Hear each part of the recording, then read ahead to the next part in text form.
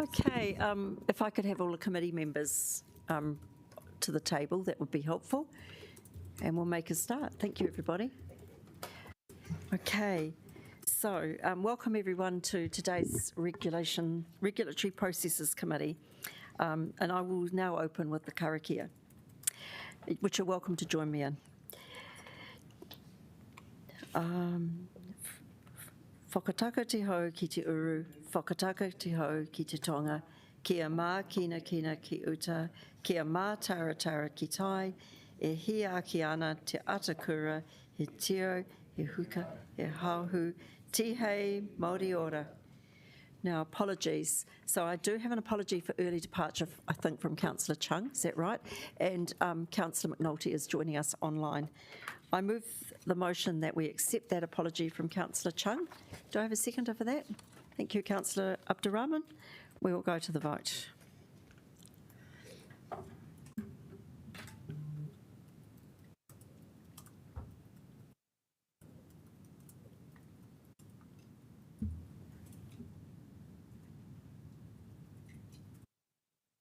Trying to vote yes, but my button doesn't want to do it. Yeah.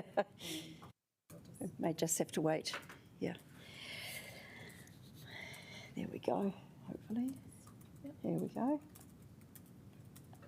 Lovely.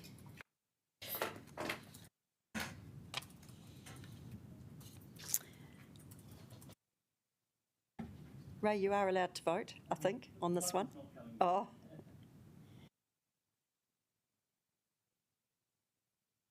On the microphone. Okay, yeah. So we'll close that, and Ray's voted yes verbally, and that is carried.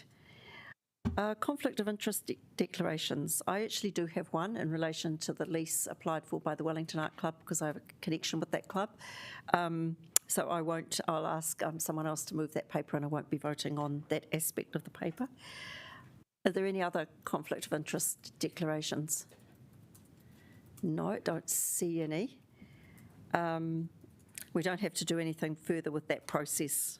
So I'll move on to confirmation of the minutes. So I move that this committee approves the minutes of our committee meeting, which was held on the 3rd of October 2024, which have been put online, and that they be taken as read and confirmed as an accurate record of that meeting. Do I have a seconder for that? Thank you, Councillor Rogers. I'll put that motion, which has been moved and seconded, and we can vote on it.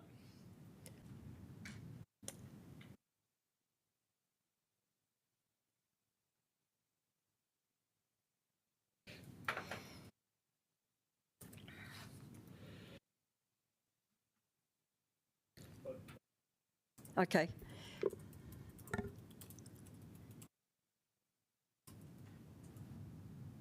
Ben, are you with us? Yes, okay. Yeah, and Ray's voting yes. Okay, so that's unanimous. Thank you.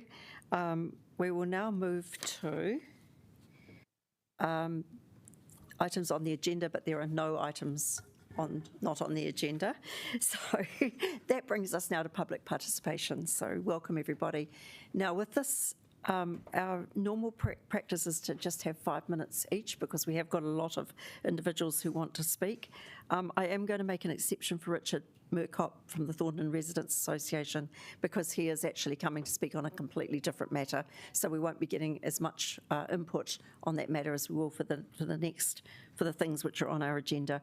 So Richard, I'd like to invite you up.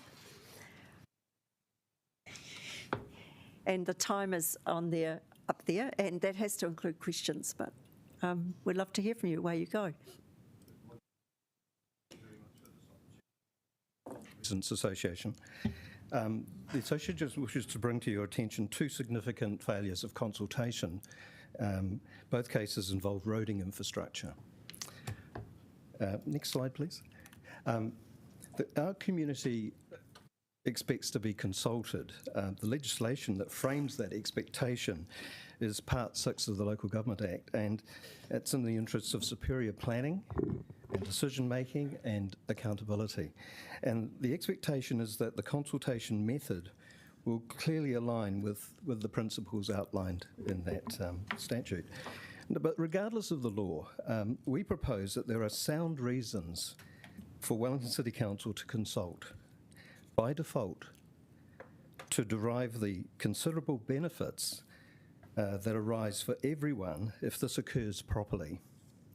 Next slide, please.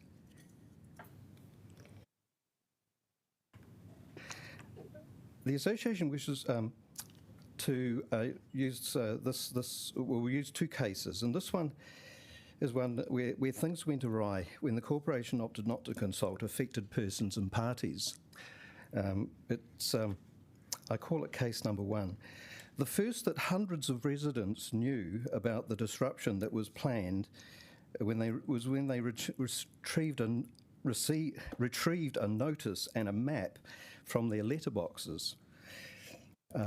Just the next, click that slide, please. And this is what the note said. It alerted all southbound traffic for Tinakuri Road would be detoured about 1.5 kilometres loop using narrow residential streets for a period of 4 to 6 months. And this was sprung on the community late on the afternoon of the 17th of October, as shown there. It gave 6 business days' notice. But besides residents and businesses, this would also impact 3 schools who weren't consulted either. Next slide, please. The residents, businesses and schools highlighted the many flaws in the notified detour, significant safety concerns being high among them. Here's what part of the route looks like at times, without arterial Tinakuri Road traffic being added to it. And there were many consequences. The project had to be delayed, and that was about the installation of traffic lights at the northern end of Tinakuri Road. And a completely new traffic management plan had to be devised. And, perhaps even worse, trust in Wellington City Council's processes seriously waned. So case number 2. Next slide, please. This photograph is showing steep St Mary Street intersecting with arterial Tinakuri Road, and now with a new pedestrian courtesy crossing across the end of it that you can see in the foreground. The design for this feature was not consulted with directly affected persons nor our community. The concern now is for impacts on stormwater overflows down steep St Mary Street. Now, 3 business days' notice was delivered to the adjacent businesses. Click the slide, please. There should have been something else pop up there. Sorry, if we could just go back. Oh, that'll do. This was the first they knew that several weeks of disruptive construction work would commence to install the crossing, and the association received no notice whatsoever. And alarm bells started ringing from that point. And by the way, these local businesses had not long before been impacted by the significant construction disruption caused by the new bus stop across the road. And they had no warning of this double whammy and impacts on their business. Next slide, please. Locals possess knowledge and insights about place that can be significantly supplement other data as long as consultation occurs. Here's the aftermath of a 10-minute torrential rain event at the corner of St Mary Street.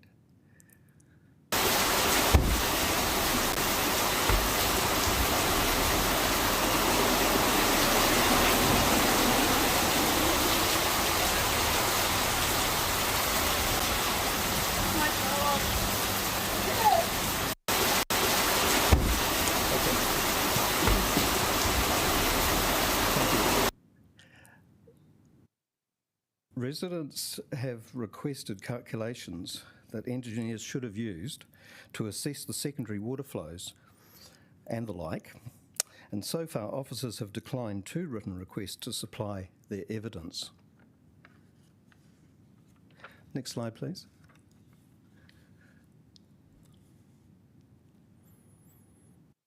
There's just 2 more at the bottom of the green one. Yes, this is, I won't go through this. This is just an example of some of the considerable benefits that are derived by consulting us. and I won't even go through it. It's there for the public record. Next slide, please.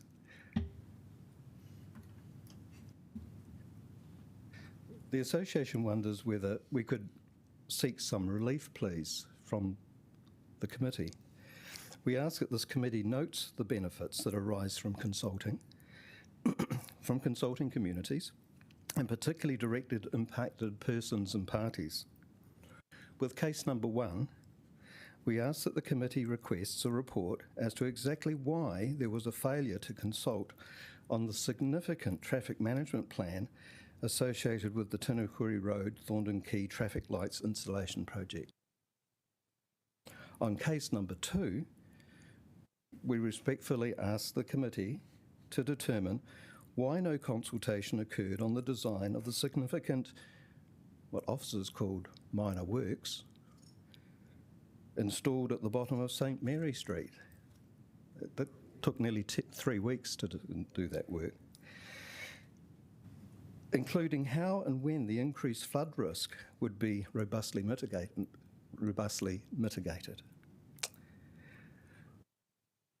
Thank you very much, councillors. Thank you, Richard. Are there questions?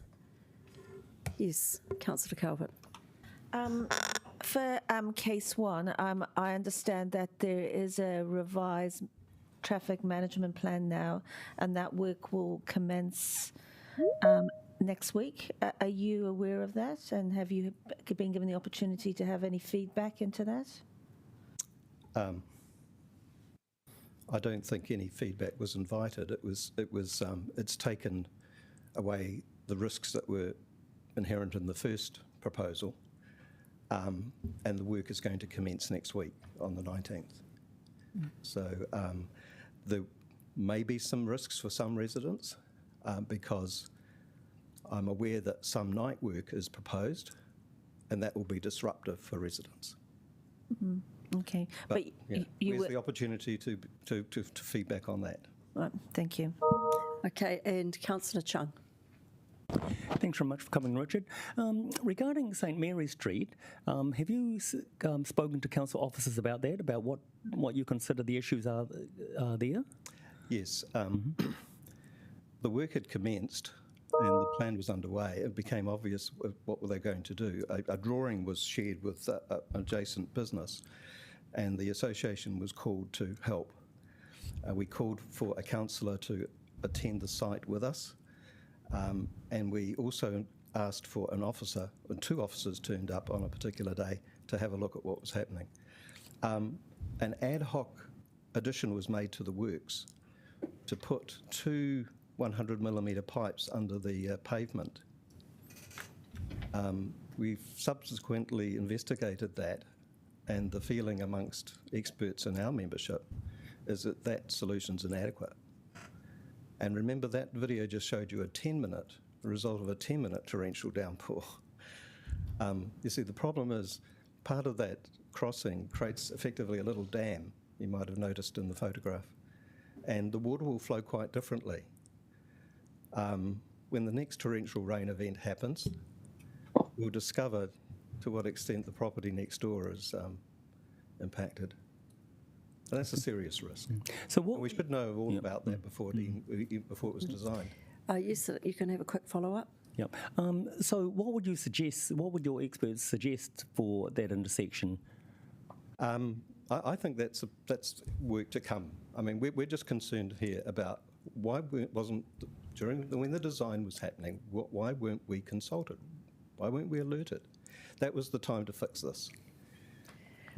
Great, thank you. So I do have a question. Richard, when you say why weren't we consulted, with something like St Mary's, which is fairly local, what would you consider, who would you consider needs to be involved for some project like that? We think that impacted persons or businesses should be consulted by default, whoever's nearby.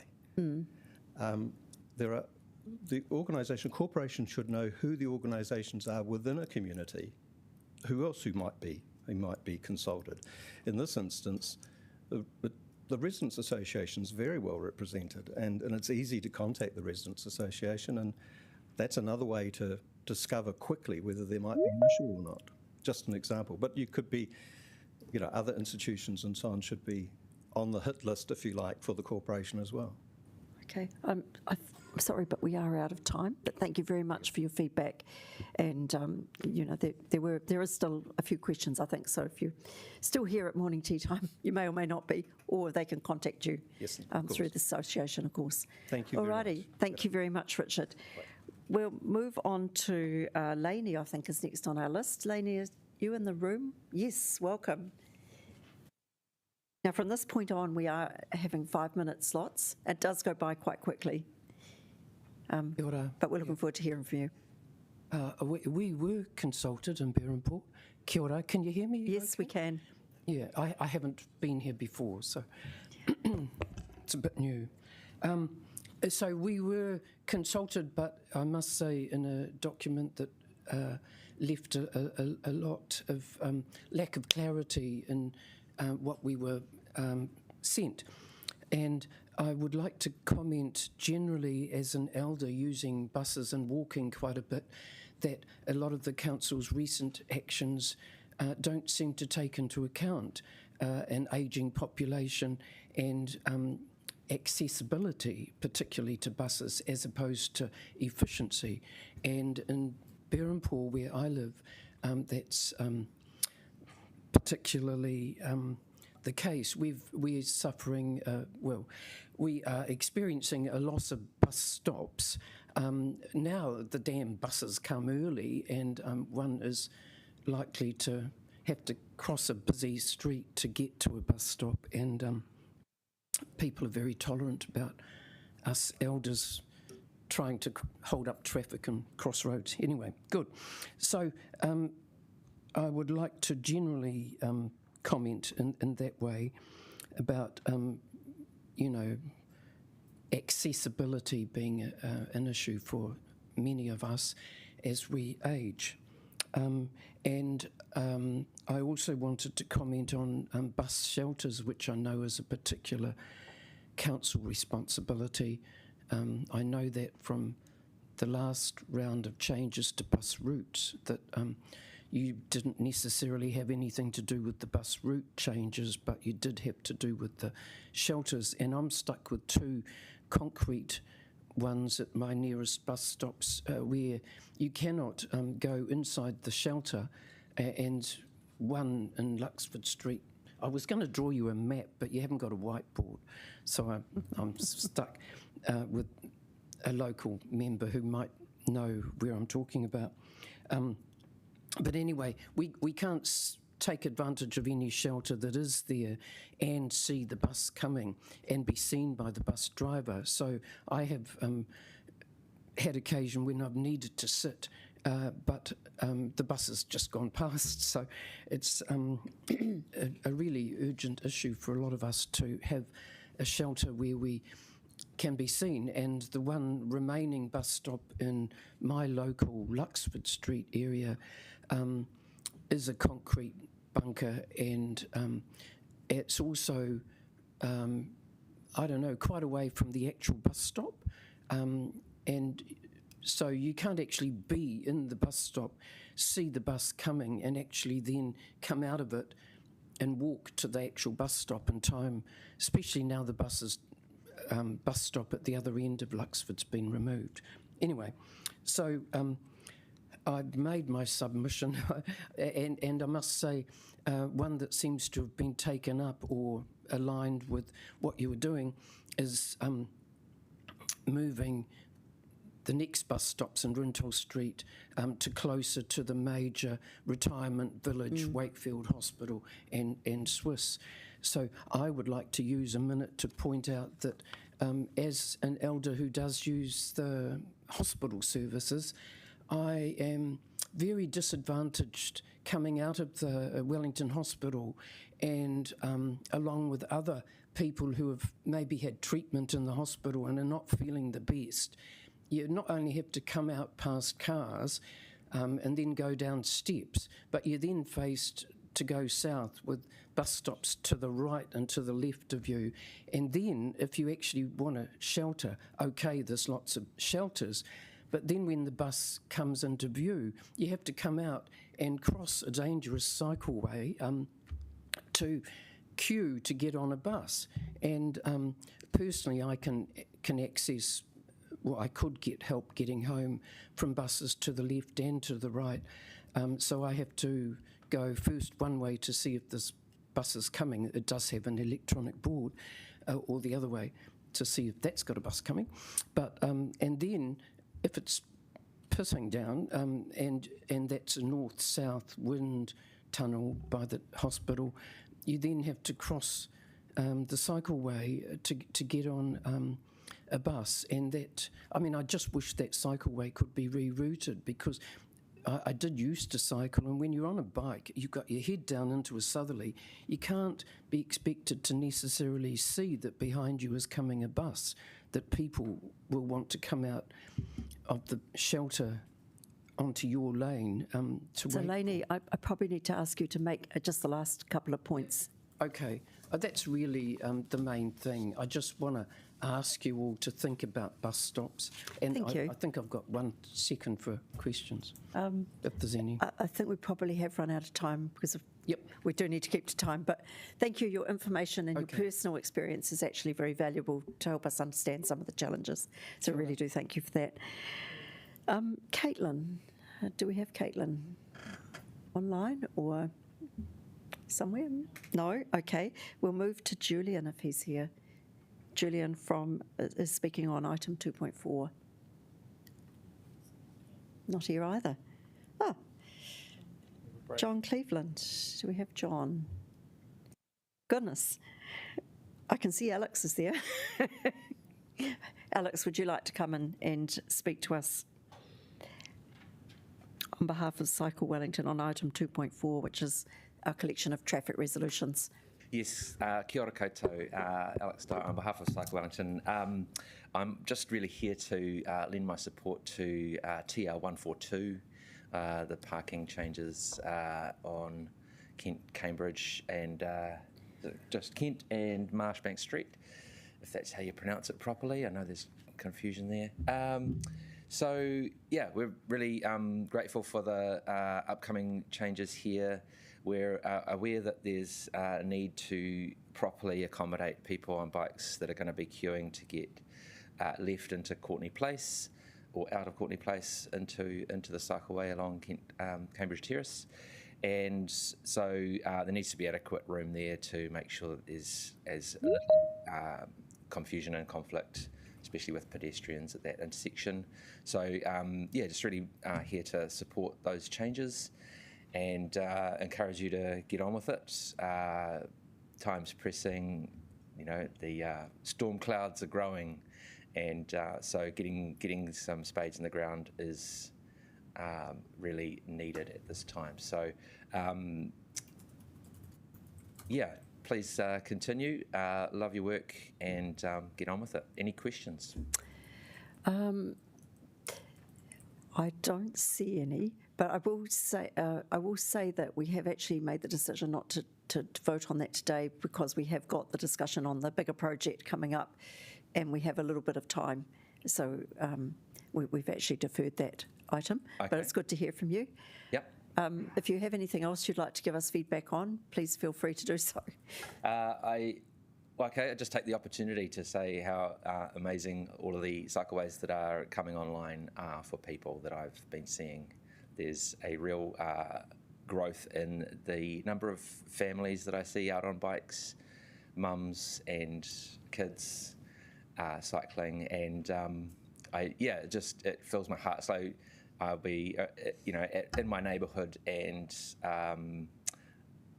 a child on a bike in a uniform arrives home, and it's a uniform from I don't know which of the high schools, but it's like that's exactly what we want to see. So we're seeing use of bikes by more groups of people that we hoped to. So it's working, and we need to keep going with the cycleways, because I know that there's a lot of pressures on council, but it's working, and our ability to move to a more resilient, cost-effective lifestyle in the city, which is incredibly important in these, fiscally constrained times.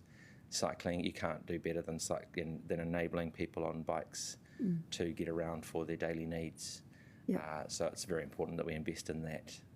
The return on investment is uncomparable, 20 to 1 plus for bikes. So if you want to be investing in things that are going to be saving us money in the long term, that's your choice. Okay, and we do have a question from Pauiwi Kelly.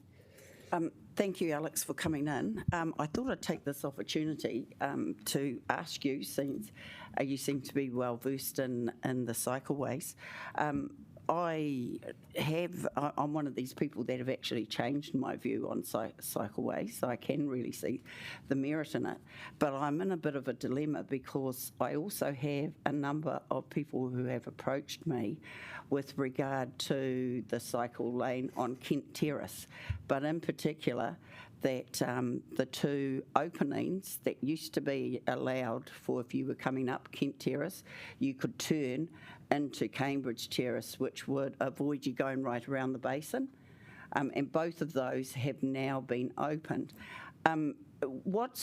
I've tried to advocate that we open one or two of those, which would essentially reduce the congestion that we currently have all the time, except for a couple of hours a day around the basin.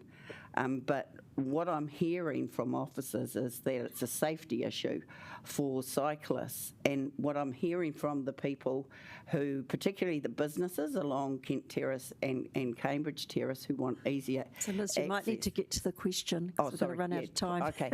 What I'm hearing is that it's...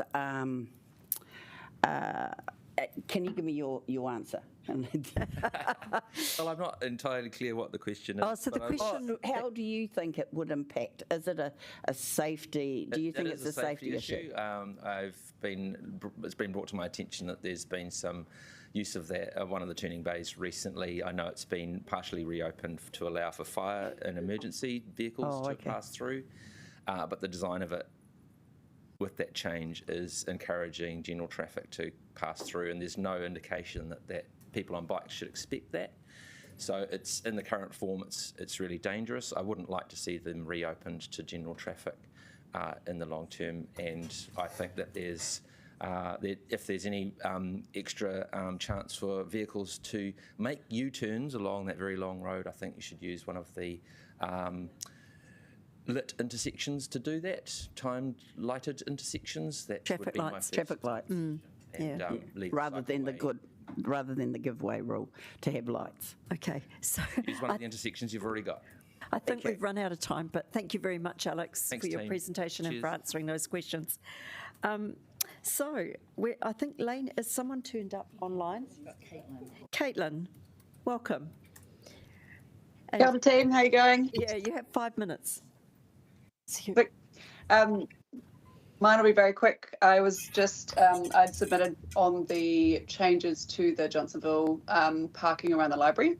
And I just said, yeah, great idea. That parking gets really clogged. I think you've changed it from to be at all times to make sure that it's able to be encouraging vehicle movement through there. And I think it's a great idea.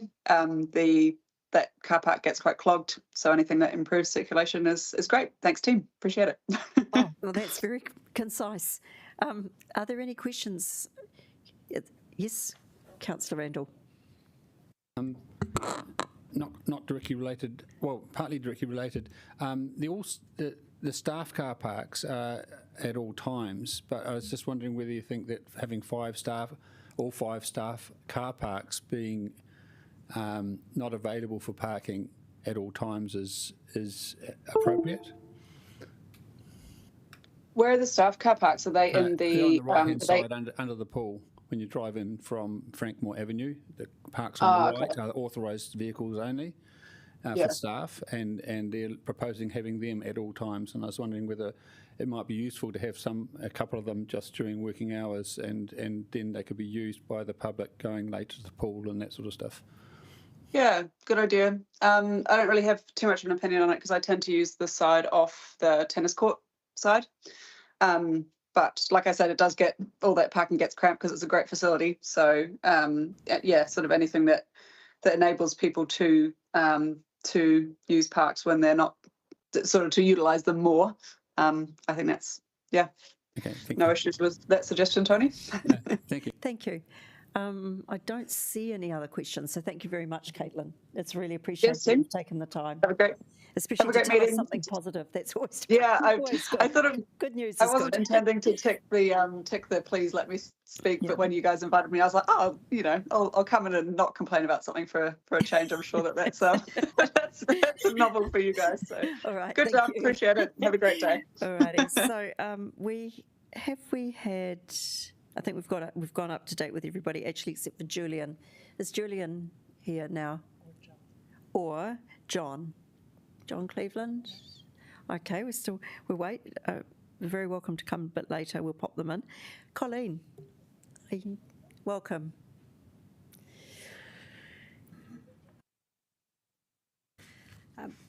Good morning, councillors and chairperson. My name is Colleen Davey. I live at 208 Rintole Street, Berempua, where I have lived for 18 years. Thank you for the opportunity to speak today. Good. I'm here to talk about Traffic Resolution 12524, Rintole Luxford Street bus stop removal and bus stop reinstatement. Personally, I would prefer that both bus stops, the 6123 and 6122, are retained for the convenience of bus users, as eloquently put forward by a previous speaker here. But I can appreciate that the proposal is to reduce the number of bus stops. So I don't have any objection to this traffic resolution proposal overall. But the reason why I am here today is because I've read your papers, the papers put in front of you, and I can see that your officials have provided you with incorrect information. The papers state that the placement of a bus stop and shelter outside my house at 208 Rintole Street was an option, but was opposed by one resident. Now, this is incorrect on 2 points. The first point being that no traffic resolution or decision was ever approved or made to place a bus stop and shelter outside my house at 208. You will see in your Wellington City Council minutes on the 13th of December 23, they show a decision was made to place a combined bus stop outside 202 Rintole Street. So following that December council meeting, a letter was sent to me and one other neighbour, this is in June, proposing a bus stop and 4 metre long and 2 metre high bus shelter outside my house, 208. Apparently, officials had decided that 202 Rintole Street was not viable and changed the placement to outside my house. No consultation, no approval, no authorisation.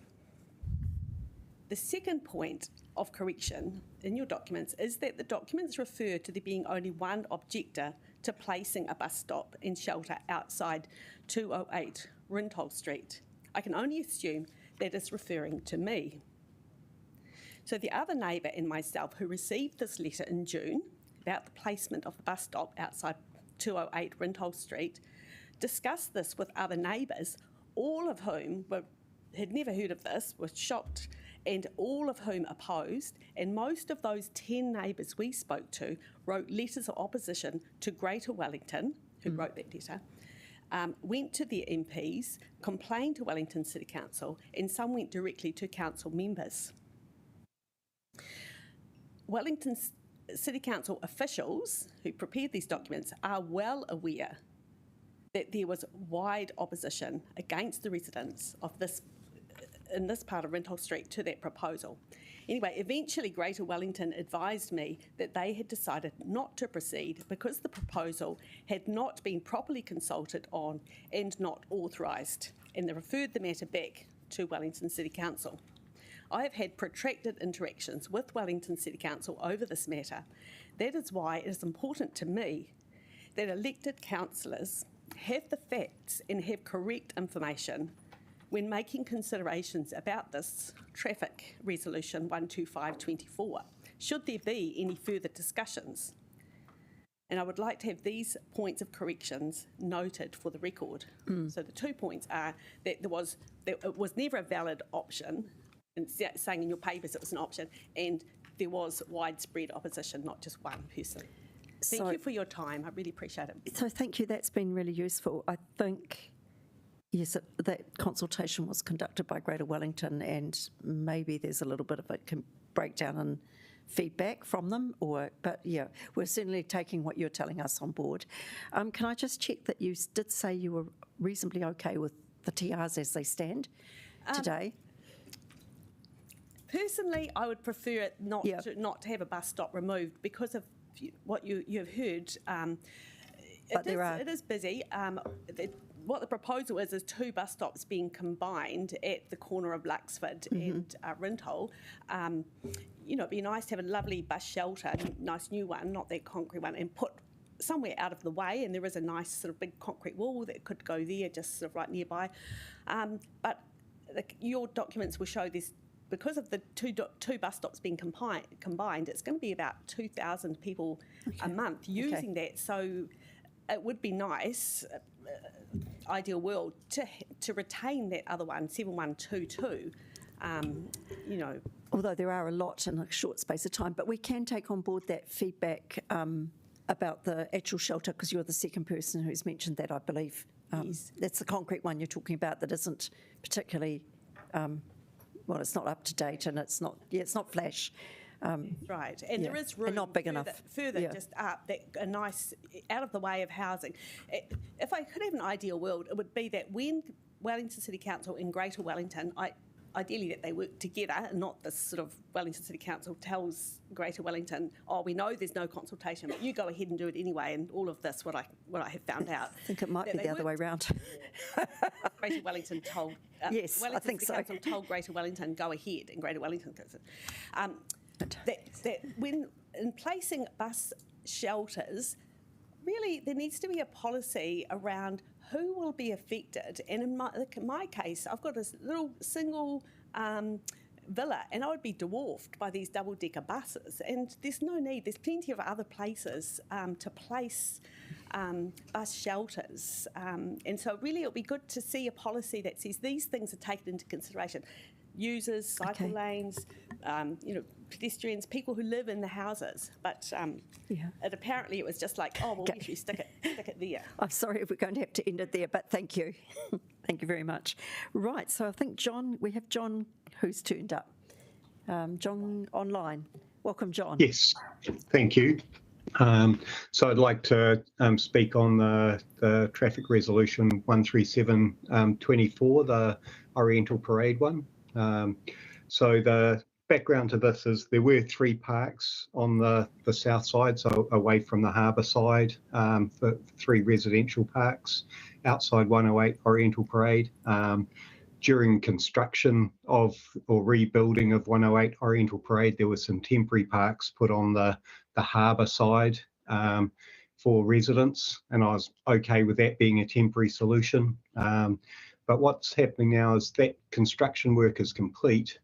The driveway access for 108 removes one of the residential parks, and the proposal is now to add additional residential parks over on the harbour side of Oriental Parade, and I strongly oppose this. It goes against the published council parking policy, which for Oriental Parade is included in the inner city side, and the council officers got this wrong with the original feedback on the resolution. So all the way through to the band rotunda, that parking should be prioritised for short-term access to the cafes. So we've got Roller Stays and Cohen's and several other cafes there, and so that parking really needs to be prioritised along the waterfront for waterfront access, access to the beaches, and access to the cafes there, and shouldn't be prioritised for the residents. And so the way I see it, the way I do the maths is, while one park has been lost where the entranceway to 108 Oriental Parade has been built, that entranceway provides entrance into parking for residents. So the total parking in the area for residents has increased. It's just that some of this is now off-street on private parking, and so the loss of one resident parking still gives an overall gain, and there's no need to start sacrificing the shared public parks on the north or seaward facing side. So I think option one, which was in the traffic resolution, which the council officers haven't recommended, I believe that option should be the one that's accepted. Otherwise, we're starting to hand over parts of the public side of Oriental Parade to private residents. Okay, thank you, John. I think do we have any questions? I guess I had a question. It's always seemed to me that there is actually quite a lot of parking on the seaward side because we've still got all that angle parking. But you are saying, can I just check and verify that you are saying there actually is parking pressures? There is parking pressure. I was on there almost every day. I'm a regular ocean swimmer. Often ride my bike, but sometimes take a private car as well. And those parks are often full. Yesterday afternoon was a classic example. There were almost no parks. In fact, there were people queuing for parks along there. So, I have no issues with having a couple of resident-only parking on the south side, the one away from the harbour, next to the actual residential houses. But the waterfront side should be left always for people who want to access the waterfront, and not locked away for the people who live over the road. Okay, well, thank you. Are there any other questions? I think that's a very clear message, and thank you for that feedback. Thank you, John. Thank you. Yeah. So we're going to move now to Donna. Donna, welcome. So Donna's representing the Newlands Paparangi Incorporated Riding Club, and I think you've got some colleagues with you who are going to speak subsequent. Yes. That's right. So it's 5 minutes. Sorry, Chair. For each I of you. ask that sorry, Chair, given she's an organisation, if we're able to just make sure that they've got sufficient time. Yes, I did check on that because I had the same thought, but there are actually 3 people speaking for 5 minutes each. So the total presentation from the riding club will be 15 minutes, but I'll make sure there's plenty of time for questions. If I think we need a bit extra, we'll have a bit extra. Thank you, Donna. Just one moment.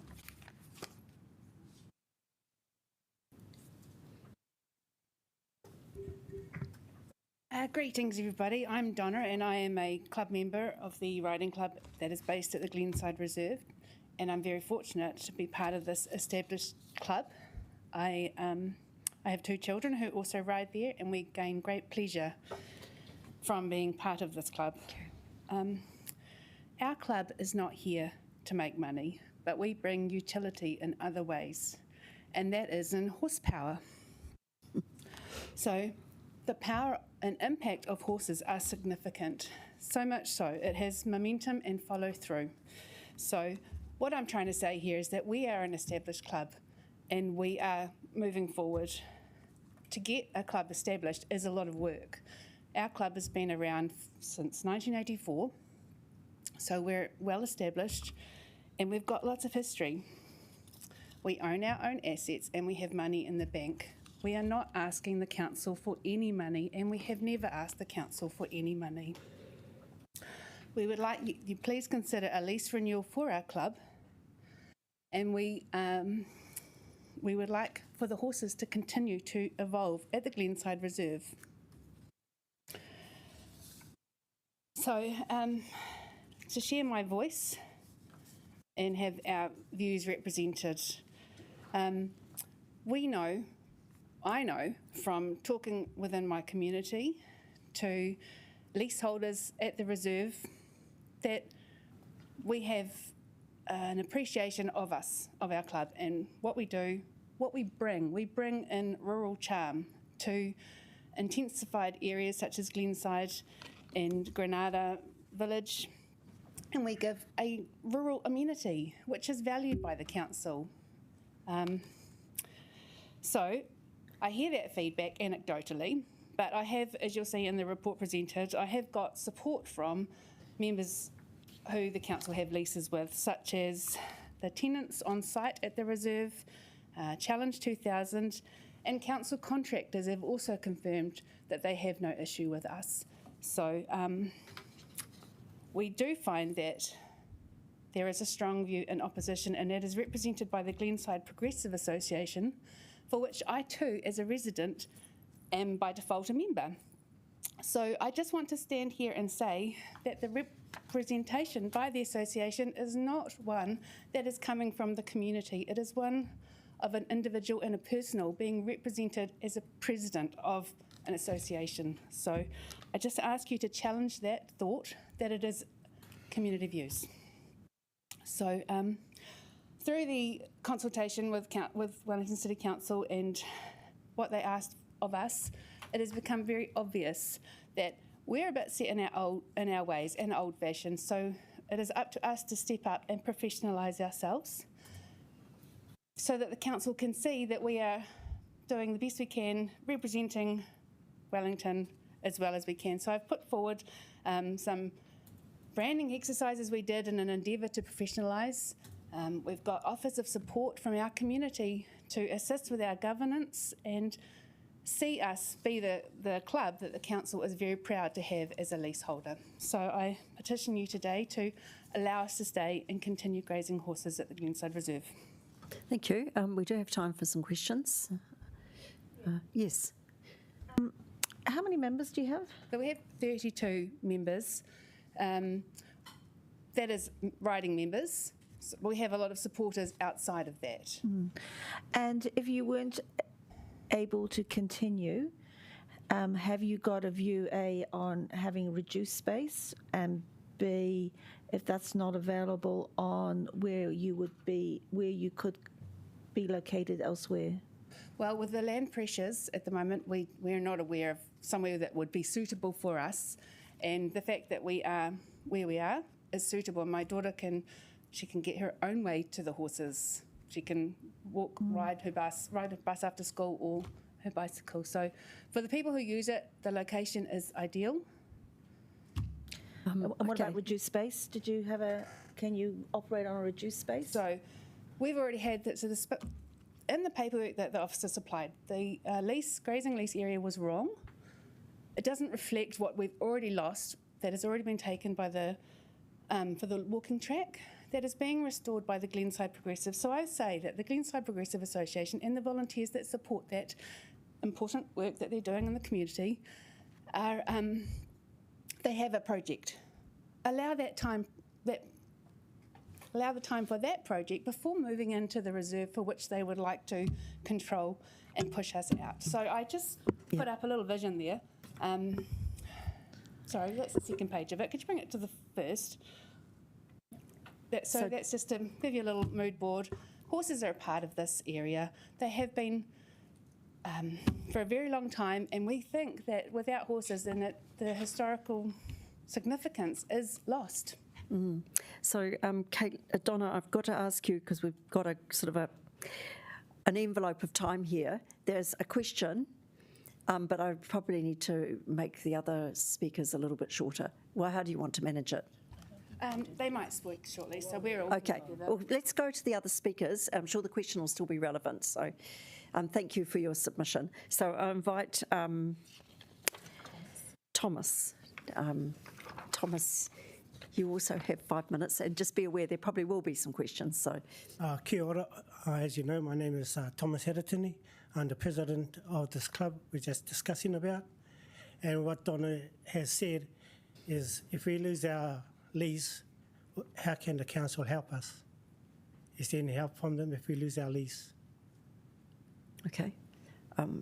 We can't answer that right now, but that obviously is a question we'll think about that you've asked us, but we can't answer it right now. Any support?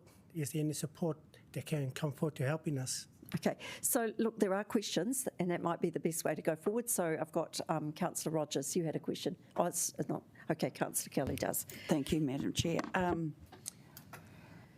Kia ora, Thomas. So you asked the question of us. I ask you, what have you as an organisation done to look for alternative sites, given that this wouldn't have been new news to you? Can you explain that again, please? So you've asked us if you lose your lease agreement, what can the council do to help you? And I'm asking you, have you as an organisation, have you looked at other opportunities? Are you asking us because you've exhausted opportunities? Or Not at this present stage. We're not looking at an alternative. Okay, thank you. Can I ask a question? How long? Yeah, just a question for you. How long have you been in discussions with our officers and aware that there could be a problem renewing the lease? And have you let your wider membership know? I can answer that. Okay. So yes. the process started April 2023.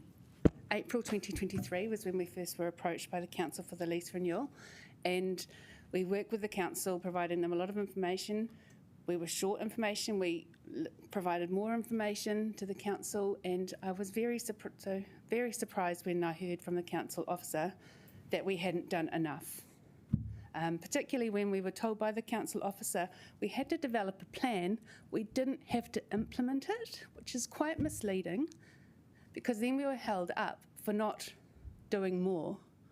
So that was quite challenging for us. We were also given indications that our lease was secure, and relatively speaking, if we were able to step up and provide guidance on where we were going and what we would do for the city to expand our membership. So we also want to say that we asked the council, who is wanting this land? Who else? What would you do with this land? Who can we work with? And we were given, we're not community experts, the council have representatives who are community experts. So there was nobody coming forward to say, we'd like a slice of that, will you share with us? Because we are open to sharing. Okay. I have a couple of other questions. So I'll go to Councillor Rogers because he did have his hand up a while ago. Yeah, sorry, it took me a while to remember. Again, I do thank you for the work you're doing. I used to be in part of a pony club myself. I guess my question for the grounds that you have is, what proportion of the time as an organisation is spent facilitating the private grazing of that area compared to putting on events, whether it's pony club days or whether it's teaching days, and sort of whether you do collaborate with the other clubs in the area? So we definitely collaborate with other clubs, and we've held gymkhanas. The last one was prior to COVID, but we certainly, with the council's blessing to stay, we'll schedule in events, and we will work on engaging with people who might otherwise never have come close to a horse. So that isn't a challenge for us. And weekly there are lessons. Daily there are activities to do with horses and welfare. Cool. Thank you. Okay, thank you. I think we will move to the third person. Catherine, thank you. Thank you. And thank you very much. And you're also from the club? Yes, good.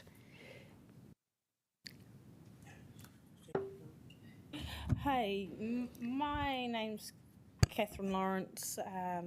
I live in Tawa. I've only been in Wellington for a couple of years, so I do not have a network of friends or any family to speak of. This club has become my family. My horse I've had since he was a wild 3-year-old. He's now 12. Losing the grazing and the repercussions of an insecure future of the club would be absolutely devastating to my family, myself and my kids. It gives us a place to go, a place to enjoy. And we're quite often down there just to enjoy the beauty of the land and go for walks around. My kids love being out in the nature. It would be a huge loss for those of us that do not fit in with the elite upper class perception of riders, because I certainly am not one of them. So to have to potentially go to somewhere like that is very uncomfortable for me. Not to mention that without the lease, I would likely be having to give up having my horse completely, because, like they've said, we've known about it being a possibility. So we've been keeping an eye on other grazing options myself as an owner of a horse, and there just is nowhere for us to go. Everyone, since the grazing was removed from Queen Elizabeth Park, all other facilities, including all the private ones, are now at maximum capacity because all the horses from there are now at the other places. So I know myself, and probably a good number of our club members that have the horses will be looking at having to sell them on, or rehome them, I should say, and it'll most likely be out of region to someone that we're never going to be able to see again. So we do have a question from Councillor Abdurrahman, I think, yes. If you'd like to take that. Councillor Abdurrahman, do you still have a question? Well, it was actually a bit asked, but what I was about to ask is, what have you done, or what is your plan in engaging with the wider community to utilise what you have already enjoying? Well, for reference, when they had the walk around a few months back, when... You're welcome to come to the microphone to help with the answer. Yeah. So anytime there's a community presence, I go down there to help out. Like if we know that there's something like a community thing happening, we'll go down there so that we can engage with the people and give them the opportunity to get closer to the animals in a safe manner. We are happy to spend time working on the land. I'll just jump in. We've also engaged with Chedden Park School, Tawa Historical Society and Challenge 2000 to work on having suitable historical events relevant to children going back to nature, learning how to tie a knot, little simple things that are low-tech, don't cost money, and have a real memory associated with them. So we are working, and we've got members of our club who are now delegated authority representatives to deal with Glenside Progressive Association so that we can continue. Well, we would really seek positive relations. Okay, thank you very much. Thank you to the three of you. And I think we've got through that process quite a complete picture of your views. So we do thank you for your time and efforts in coming here. So we will move on now to, I think we're up to Eden, if I'm right. No, that was Catherine instead of Eden. So now we're on Claire. Sorry, we're on to Claire. I understand what's happened. Thank you. Welcome, Claire. Now, I think just in the interest of fairness, because you do represent an organisation, I think we will give you 10 minutes. We are a little bit ahead of time, so I think we can do that. Thank you. Just wait for the PowerPoint to come up. Is it coming up on the screen? Oh, thank you.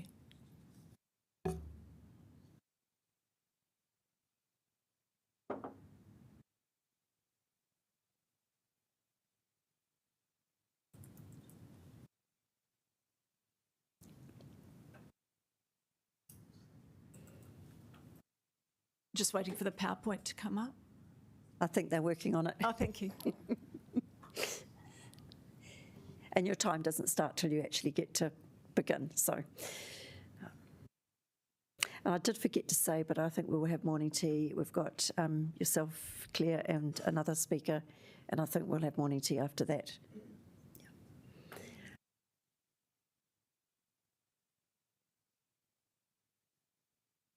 So, you can leave. No, I think we're just waiting for the PowerPoint. Here it comes. Sometimes the text's just a little bit slow, but we're here. Okay, Claire, are you ready to go? Thank you. Good. Kia ora, my name's Claire Bibby. I'm president of the Glenside Progressive Association. A couple of weeks ago, Donna Sherlock, previous speaker, approached myself and our vice president to advise the riding club wanted to renew the horse grazing lease at Glenside Reserve for 5 years, with a right of renewal for another 5 years. The original lease was signed in 1990, backdated to 1989. The riding club have used the reserve for grazing for 35 years and want to continue for another 10 years. We agree with the council's recommendation to end the grazing lease. The land is used by a small group and it's time they moved on. The association can then use our MOU with the council to restore the reserve for all people to enjoy. Over the last 18 months, our association has invited officials, agencies, local community and general public onto the reserve to find out what they liked about the site, what they didn't like, and what their vision was for how it could be used in the future. This type of consultation gets rich feedback because it enables us to bring a wider group of people into the discussion, not just the locals. So we've engaged with fish experts, bird experts, Ngāti Toa, urban ecologists, councillors, Wellington Water, Greater Wellington on site and have had their advice and guidance. It's the same approach we used in 2003 for the historic halfway house. At the house, we achieved most of what the public wanted in partnership with City Council, community volunteers and generous grant funding. How do I move the slides forward? There, oh, go back one, please. Yeah, can you go back one, please? So this is the entrance to the reserve, and the gate is kept locked to keep the horses secure. Next slide. When people gave their feedback, they complained about the general untidiness of the site. Next slide.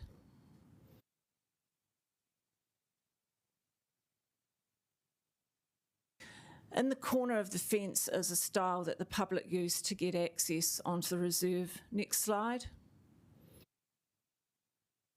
But as you can see, it's often hindered through fencing. There's a plank over it, and sometimes horses are in the space. Next slide. This is our water quality monitoring team on there the other day, trying to get our gear into the site. Next slide. People complained about, when we had the public walks, people complained about the blackberry and the pests. The pond was in a bad state. Next slide. They didn't like the erosion, blackberry, and the lack of cover for the stream. Since our visit on the site, Wellington Water got an emergency resource consent to shore up the sewer. The main sewer pipeline goes under there. That's a manhole into it, and it's eroded away. We're very concerned, people on site, officials were concerned that that could explode or get pushed out with the pressure of the water. Next slide. this is an example of on the left of what it looks like now, but on the right is an example of what our community's done in Stebbings stream with revegetation. So on the left is in the Glenside Reserve's very poor stream. On the right is good stream cover. Next slide. When we had our discussions with Ngāti Toa and Council's Berempore Nursery, they said the horses needed to go before any planting begins, so we can't start planting until we get the horses go, because there needs to be spray used, and we'll also need to secure the site from the grazing horses, and the fencing's not good in there. Greater Wellington said they couldn't get rid of the invasive rabbits, which they want to shoot and gas because the horses are on the site. So Council consulted in 1991 and 2004 on the future use of the reserve, but it hasn't come to anything. The association can move this along. We're keen to get a grant to fund a consulted strategy and landscape plan with priorities for bringing back the natural habitat and wildlife into the reserve. This reflects what came out of our public walks with the officials in the community. The lease doesn't live locally. They're based in Porou, having moved there some years ago. Regional Council recently advertised expressions of interest for grazing at Battle Hill, which is a better fit for horse enthusiasts with riding trails, indoor arena, and caters for horse events. Thank you. Thank you. Claire, do we have questions? Councillor Calvert. Yeah, you just mentioned just right at the end, sorry, I missed some of the detail, but there was recently some land Battle Hill? Yes, I've just advertised there that they've asked for expressions of interest for grazing there. And so it would seem that there would be capacity there? Yeah. Yeah. Okay, thank you. Okay, Councillor Abdurrahman. Thank you. How many members do you have as a resident association? We have 30, and we recognise, like the halfway house, that this isn't an asset just for a small group, it's actually one for the whole wider northern suburbs. Like with the halfway house, when we as a community got that restored and the garden put in place, we never envisaged that people would be coming to visit from Australia, from Waitangi Trust Gardens. Just the other day, they've had the Heritage Festival there, people were there from Blenheim. So there's a phrase or an expression in gardening, if you build a pond, all the wildlife and birds and insects will come. It's the same with the halfway house. We got that restored, and now everyone's starting to come into the community and use it, and it's become a destination. We think the same would happen with the reserve. Once it's opened up to the public, and once we engage with volunteers, we can get it looking beautiful as an asset for actually whole of Wellington. Councillor Randall. Thanks, Claire. You started talking about, what you could see it would be like if it wasn't a horse grazing area. I was wondering if you could elaborate, what you would see it would be like in, say after 5 years of what that area would be like after 5 years in terms of the ecology, but also of the public access. Yeah. I think it's really important to point out this is not my personal view. We've consulted with people and we invited them to write their thoughts down on paper and flip chart paper, and those were gathered into a document, and I've sent you the link to that document. It's all been advertised in our newsletter and it's on our website for everyone to see. So this is the reflection of what the people who came onto the site were saying. So they could see that the streams needed to be made stronger so there's no erosion there. That's revegetation planting. The pond, that blackberry needs to go and it needs to be planted with wetlands. The council officials were very enthusiastic for the former sewage ponds to be created and turned into a wetland area for the ground birds in there. The Wildlife Management International and our City Council urban ecologists said that 99% of New Zealand's wetlands have gone, so there's potential there to have a wetlands in the inner city. The bird people were interesting because they asked us, these are experts, so we don't know, we don't have all the answers, but they said, what birds do you want to go and what birds would you like to bring back? And there was talk of, the herons, which used to be around in Stebbings Dam, but they've gone because it's become a dog exercise area, so we could bring back something like the the blue herons or even the white herons. There used to be a white heron over on the pig farm as well. The research internationally is that young people love sunny places. They just want to hang out in the sun. So we would like to see the open spaces left so that people can enjoy the views and that sort of urban pastoral type atmosphere.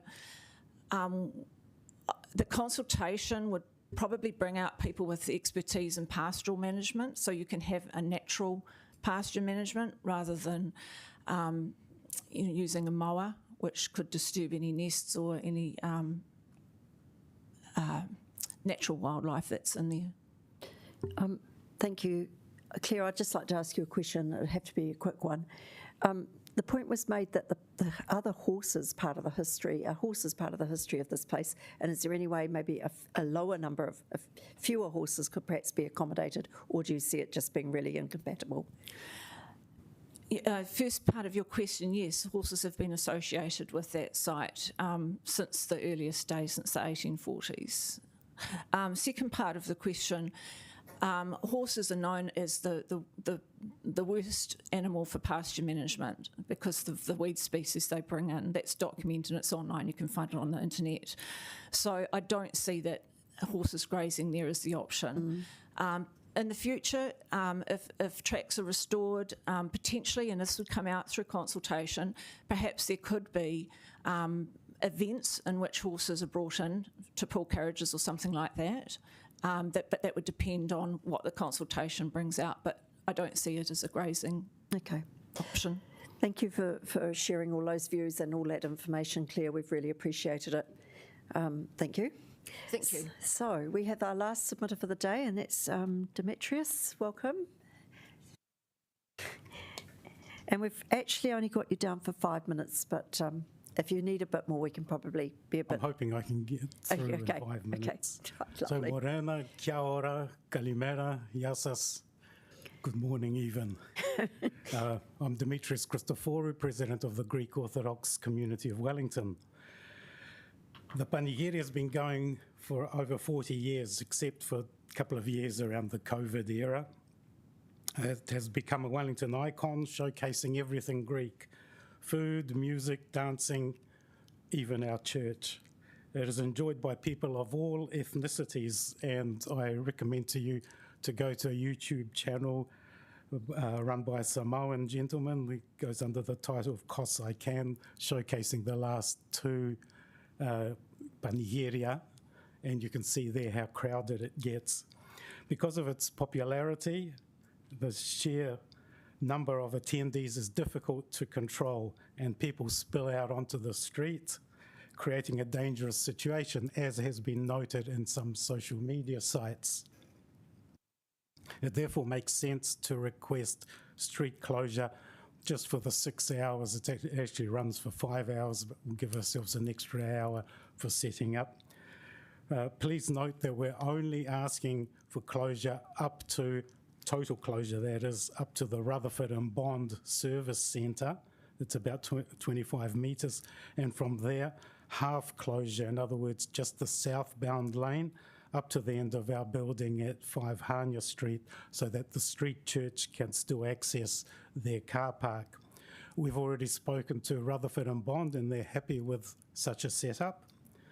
So that's it. You're all welcome. I encourage you all to attend. Entry is free. We also encourage people to bring their own reusable containers. Are there any questions? I noticed the clock's stuck on 4:56. You've been so concise. I must congratulate you. Yes, we do have a question. Councillor Calvert. Yeah, look, I'd just be interested. Have you? There are some attempts to make amend the resolution before us, hopefully to improve it. Have you seen what that might look like? Sorry, what was that? We're amending the resolution around allowing the road closure. Are you? No, we're actually asking for less than is on page 33 of this map. Is that sort of? We'll sort that out with our traffic management people. We've already reserved them. All right. Might just chat briefly at the break. Thank you. So why is it that you are able to do with less? So you're just wanting to stay on side with other residents in the street and businesses, or? Because we estimate that we won't need that much. I mean, I don't think that we need to go past the end of the Parthenon building, our building. Okay. Yeah. All right. We think it's excessive. Okay. Yeah. And you are committing to managing that one lane if it's going to stay open? Oh, yes, Yeah. of course. I mean, obviously our staff will make the final call on this one, so we'll need to get some advice. We've already reserved a traffic management company, being optimistic, of course, regarding your decision.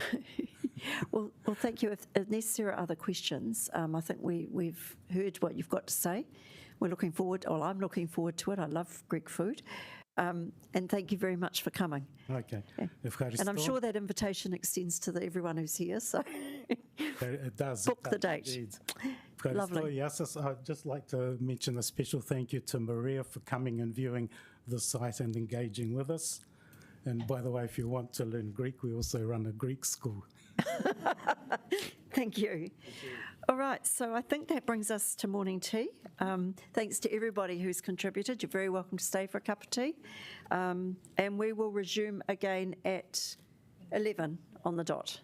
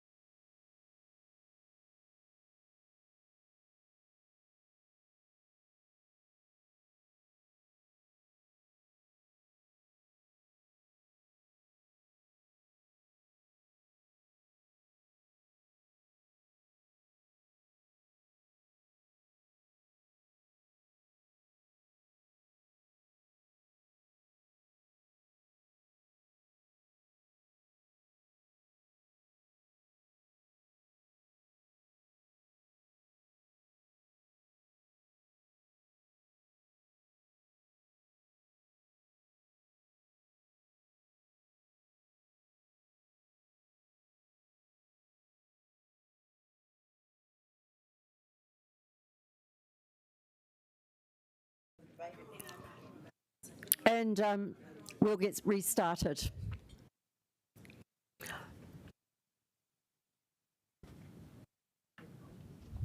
So I've got 1, 2, 3, 4.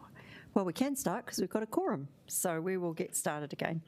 So just to pick up from where we left off, we're now going to be moving to our papers, but in accordance with Standing Order 19.1, I'm going to reorder the agenda to start with item 2.3, which is the application for the licence for the horse grazing. And the reason for this is that we do have a Northern Ward councillor, Ben McNulty, online, and he's not feeling particularly well today, and he is very keen to be part of this particular decision. So I'm very happy to accommodate that, and then we will just return to the order as it stood. So I think I've got, is it Parish is coming, Sanjay is coming to, and Parish is coming to introduce this paper.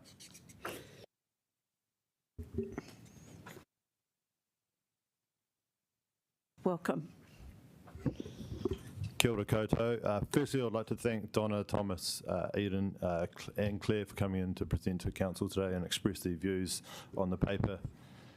Officers are recommending not to grant a new licence to the Newlands Paparangi Horse Riding Society.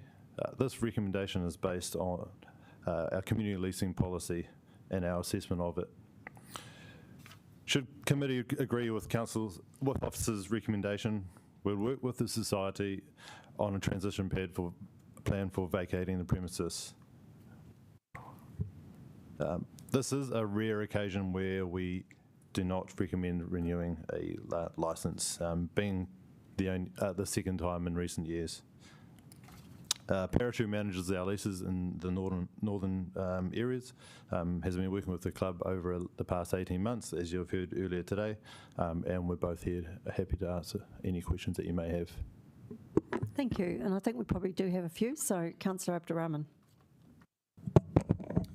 Sanjay, this question is, I would present it as if it's a community, from the community, and this is how it goes.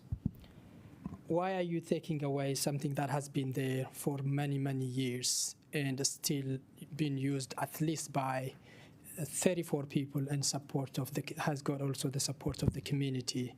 And the second question to that is, how are you looking at other areas where council has got a lease compared to this one, where might be even less utilizations? And how are you going to justify in going forward on what's going to we're going to keep it on the community's hand and what you're going to be bringing home? Yeah, thank you for the question. I think the kind of the core concern when we're assessing this group against the lease policy and the utilization of the grounds is it's not the actual horse activity itself, it's how it's managed by the club and the committee. So there's a lot of concern around the information that was provided by the club during that lease application process that just didn't give us the confidence or satisfied the concerns that were raised, that they would be meeting the actual demand of the community for this space. Okay, thank you. I'm going to ask a question which you talked about a transition period. What do you have in mind? It's probably in the paper, but if you could just explain for the benefit of everybody. Yep. So I think it'll be important to work with the club on this transition plan. It hasn't been formally detailed out, but what we're initially proposing is like an 18-month transition plan. So that can look like us trying to help them connect with the other kind of pony riding clubs in the area or in the Wellington region. That can also look like council providing some support for any removal of items or rubbish that are on the reserve. That also gives us some time to build out the community kind of environmental projects that are being proposed. So that 18 kind of month window we felt was a good amount for the club. Okay, thank you. Or instantly, lots of questions. I saw Councillor Calvert first, then I saw Councillor Rogers out of the corner of my eye, and then I saw Pauiwi Kelly, and I think I saw Councillor Abdurrahman as well, but we'll put you on down towards the end. So Councillor Calvert. Yeah, it's just a question more probably if the lease was not renewed and how that reserve would be developed. Have you got a view at the moment, or is that something that you're still working through? I think the overarching view for our reserves, especially recreation reserve, is that it is protected for open and green space. So that's kind of, and that's pulled from our open space and recreation strategy. So the primary use for that reserve should be for open space for public use. We're not particularly looking at getting in multiple groups or licenses for formal agreements. It's more for the informal and formal recreation. So with such recreation, would that involve, because when you talk about open space, it could also mean, because we did see a picture of if an area got regenerated and vegetation covered it completely, so there would be no, I suppose no playing area, no open field. So I'm just wondering, is that something that you look at in terms of how it might be used, rather than being all completely all vegetation? Yeah, yep, definitely. So there's different areas within that reserve. There is a flat open space, green space that could be used for that type of recreation, throwing a ball, picnicking, walking, that kind of stuff. The steeper areas and the bits that are a little bit farther beyond that, and particularly around the stream that comes through, is kind of the dedicated area that you'd want to do this kind of planting and restoration work. Okay, all right, thank you. Councillor Rogers. Yeah, I just had a question put to me in the break that I think would be interesting to understand from your perspective, and it was kind of around the position of if the sport was different, if it was a football sport or a hockey sport or something like that, how your evaluation would differ, and so, you know, how much weighting has been applied in that regard? I guess the theme in this paper is really not about horse riding activity as a whole. We do have a few on our portfolio that we do support. So we have renewed the Makara Pony Club, who offers similar or have similar riding kind of activities. Our concern is the way the club is managed and governed. So that's where the discrepancy is. Okay, thank you. Okay, thank you. Count Pauiwi Kelly. So that leads nicely into the question that I'm going to ask, and it's essentially about me understanding the membership. So we're told in our papers that the club has reported an increase of 8 members over 5 years and reaching a total of 32 members with around 8 to 12 horses on the ground, and that it's been hard for you to assess what the actual membership is. So I don't know much about horses, but what I'm trying to understand is if you've got a membership of 32, wouldn't you have that amount of horses available, or do they share the horses? Oh, they share the horses. Yeah, so riding clubs, they can share the horses, so not everybody needs to own a horse. Riding clubs are good because they do support that side of not needing the financial means to buy horses and keep horses, so you can share horses. So it's just a subsequent question. So if there were 30 horses, would that area accommodate that sort of membership? No, without a specific ratio of horses to grazing area. I can't definitely say that, but that would push the boundaries of that space. It's 13 hectares, so it's not a particularly big area for lots of horse grazing. Okay, Kapai, thank you. Councillor Abdurrahman. Your concern is how the place itself is managed, and they seem to say that they have a plan going forward, and they've been asking to act on that plan. They were not able to get a green light from council. What was that plan, and how did you respond to that? So part of the lease process, or the lease application process, we did go back to the club and say, we don't feel that you've provided sufficient information and we have concerns about the governance of the club. Can you please provide a proposal of how the club how the club could actually implement a plan that would be sustained for the duration of the license? The club did provide some positive insights on how they could.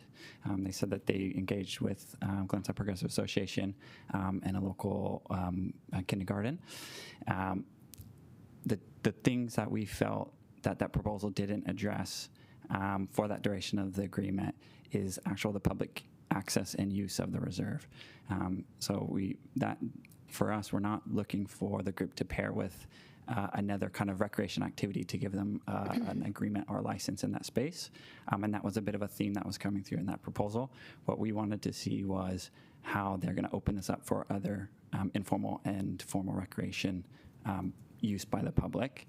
And then the other concern was just the club not being able to provide a lot of evidence around how they actually govern the group. So when we were looking at AGMs and their meeting minutes, there just wasn't a lot of future planning and discussion around that kind of stuff. And we were only provided 2023 and 2024 AGMs. So I kind of wanted to see a bit of a trend in the past few years, how they had made plans for this kind of proposal, if that makes sense. Okay, thank you. I think there's one more from Councillor Randall, and then I think we probably have each had a pretty good crack. Yeah, because we're looking at the next 10 years of this space, if the officer's recommendation goes forward, what would the steps be? Because you seem a bit uncertain about the details of what will be there. But is that because there's actually a new plan and a consultation still to be done? Yes, correct. So with any facility or area of this type, we would consult with the community. We also have a number of different strategies across council that we would need to look across and understand what is planned for that area. We also have the Northern Reserves Management Plan, which has indicated a couple of actions for that site as well. So there's a few things that we'll need to pull together at the same time as working with the transition period of the horse racing group. Okay, I think that's you look like you might have another one. I'm just also saying, the other question is if councillors don't agree with the recommendation, would your advice be to grant the lease, or would your advice be to continue maybe some more consultation to work out what should happen in terms of going forward with the supporting the pony club? I think there's a bit two things to that. If the license is supported, it will need to go through public consultation, which is outlined in the Reserves Act. So that will go out to Mana Whenua, will be posted on our website, and also shared with local residents associations and any other groups in that space. So that would be the consultation bit on the licensing side, but in terms of the like landscape plan and that kind of stuff, like Sanjay said, that is informed by a lot of our policies and plans, like the Northern Reserve Management Plan, our open space and recreation strategy. But the detail into that plan would need to be worked through in the landscape plan. Okay, thank you. Right, so we will, I think Puiwi Kelly is moving this paper. It's over to you. Thank you, Madam Chair. Thank you, Sanjay. And thank you, officers. Yeah, thank you very much. So it's been a while since I've actually moved something. So first of all, I'd like to thank the submitters on both sides for and against for moving this paper and for the information that they have put forward. I'm happy to, as a Tawa ratepayer, I'm actually happy to support this recommendation that's been before us, now that we've had more informed information from our council officers. But in particular, why I would support this is that the Pony Club have had the use of this land for the last 45 years. They were advised a year ago in April 2023 that the lease would expire in April 2024, and from what I understand, officers have tried to assist them, and they haven't been able to meet the requirements. So I do think that they've had a good time period to use this land, and now we can see from some of the proposals that have been put forward to us that this could be utilised more widely by a bigger use for the community to use it, and more accessible to the wider community. But I think too, I do know that the main reason why I am supporting this is the damage that has now been brought to our attention of what's happening to the pollution that's going into Porirua Stream. I know that Porirua City Council are doing a lot of work to clean up the harbour. The Porirua Stream runs into Porirua Harbour, and it's a bit pointless doing the mahi for the harbour if you've still got contamination coming from one of its main feeders, which is Porirua Stream. I like the idea of what's currently being used as sewage ponds on that land. There's an idea that's been proposed that could be potentially restored as wetlands, and I think that given the impact that the horses have had on this land for the past 45 years, I think it is time now for us to look at another use for it, and I like the idea that it would be open more widely to the community. So I'm happy to support this recommendation that the officers have put before us, and I'd also like to thank the officers for the mahi that they've done to try and accommodate our current leaseholder. Thank you, and I believe the Mayor is going to second. Do you want to speak now? Or? She's going to reserve her right. Is there anyone else who wants to speak? Councillor Randall? Yes, I think it's always difficult for the council to get the right balance. It's often difficult get the right balance for the use of our public lands. And I'm also recognise that this is almost a rural issue, which we don't come across very often. Glenside is an island of ruralness in the middle of our city, a really important one. And I also acknowledge that the benefit that that area's had from the Newlands Pony Club for many years. I mean, that's the reason why they've had the use of that land. But I also understand, and I thank the officers and all of the members of the community for working through this. It seems that the balance, I think, has perhaps changed, and that we want to that there is perhaps a better use for that land that's been identified. I think it's so.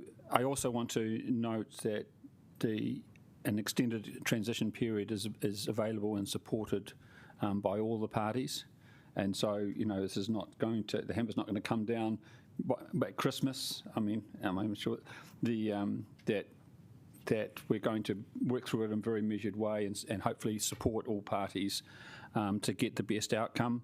And also, I think it is intriguing to have this island of ruralness have its own ecology section, its own, because 13 hectares. It's not often also, you should remember, we don't often talk about 13 hectares of land. Okay, a lot of the stuff is we deal with Frankett's Park and that sort of stuff. It's all about trying to get the best use out of small pieces of land. This is quite a big piece of land, and I do think that the officers comment that it hasn't really been a public purpose hasn't really been fulfilled in the last wee while, perhaps since COVID, and a public purpose is the reason we have public land. So I do support the officer's recommendations, but I also acknowledge that it's also potentially a sad day or a difficult time for the Pony Club, and I wish them all the very best. Thank you. Thank you. Councillor Abdurrahman. Yeah, just to follow on that, I think we have a lot of similar issues all over the city where small group use some facilities that are owned by the city, and taking away is such a very difficult thing. And in this case, we started with a rural community, which is a small and very connected. And so I agree with officers' recommendation because they have to follow certain frameworks that we have. In 1 year, if you run a community organization, sometimes bringing communities together and to put your things in the way that you can convince the agency is not that easy. And they just got it, when you are doing what you love, then you have children, you're doing those things, and you've been using for a very long time. One day you just come in and just say, oh, you got 1 year, your contract is finishing. And you just juggle and running around to fit it in.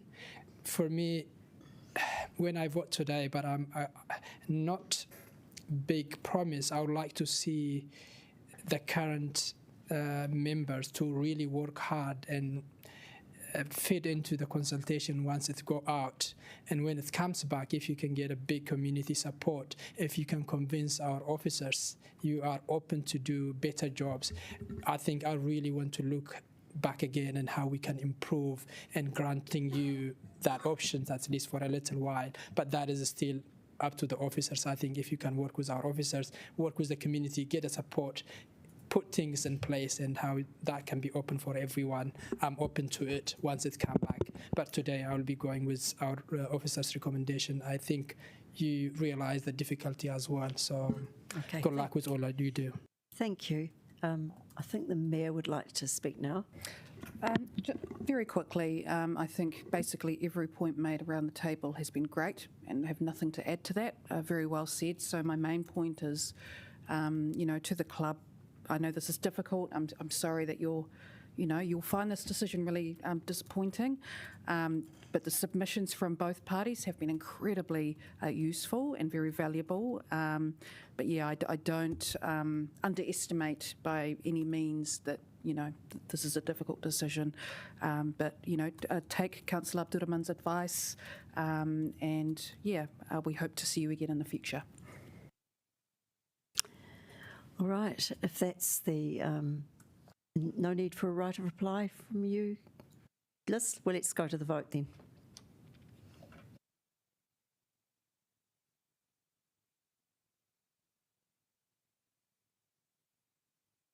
So we're just taking everything together, 1 and 2.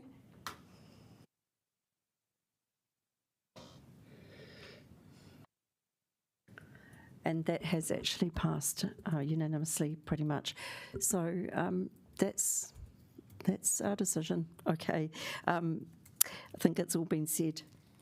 Right, we do wish you well. 2.1, we're going back to the order now. So that is road closures now. Councillor, I'll invite to the table Maria Toma and Sean Woodcock to introduce the report.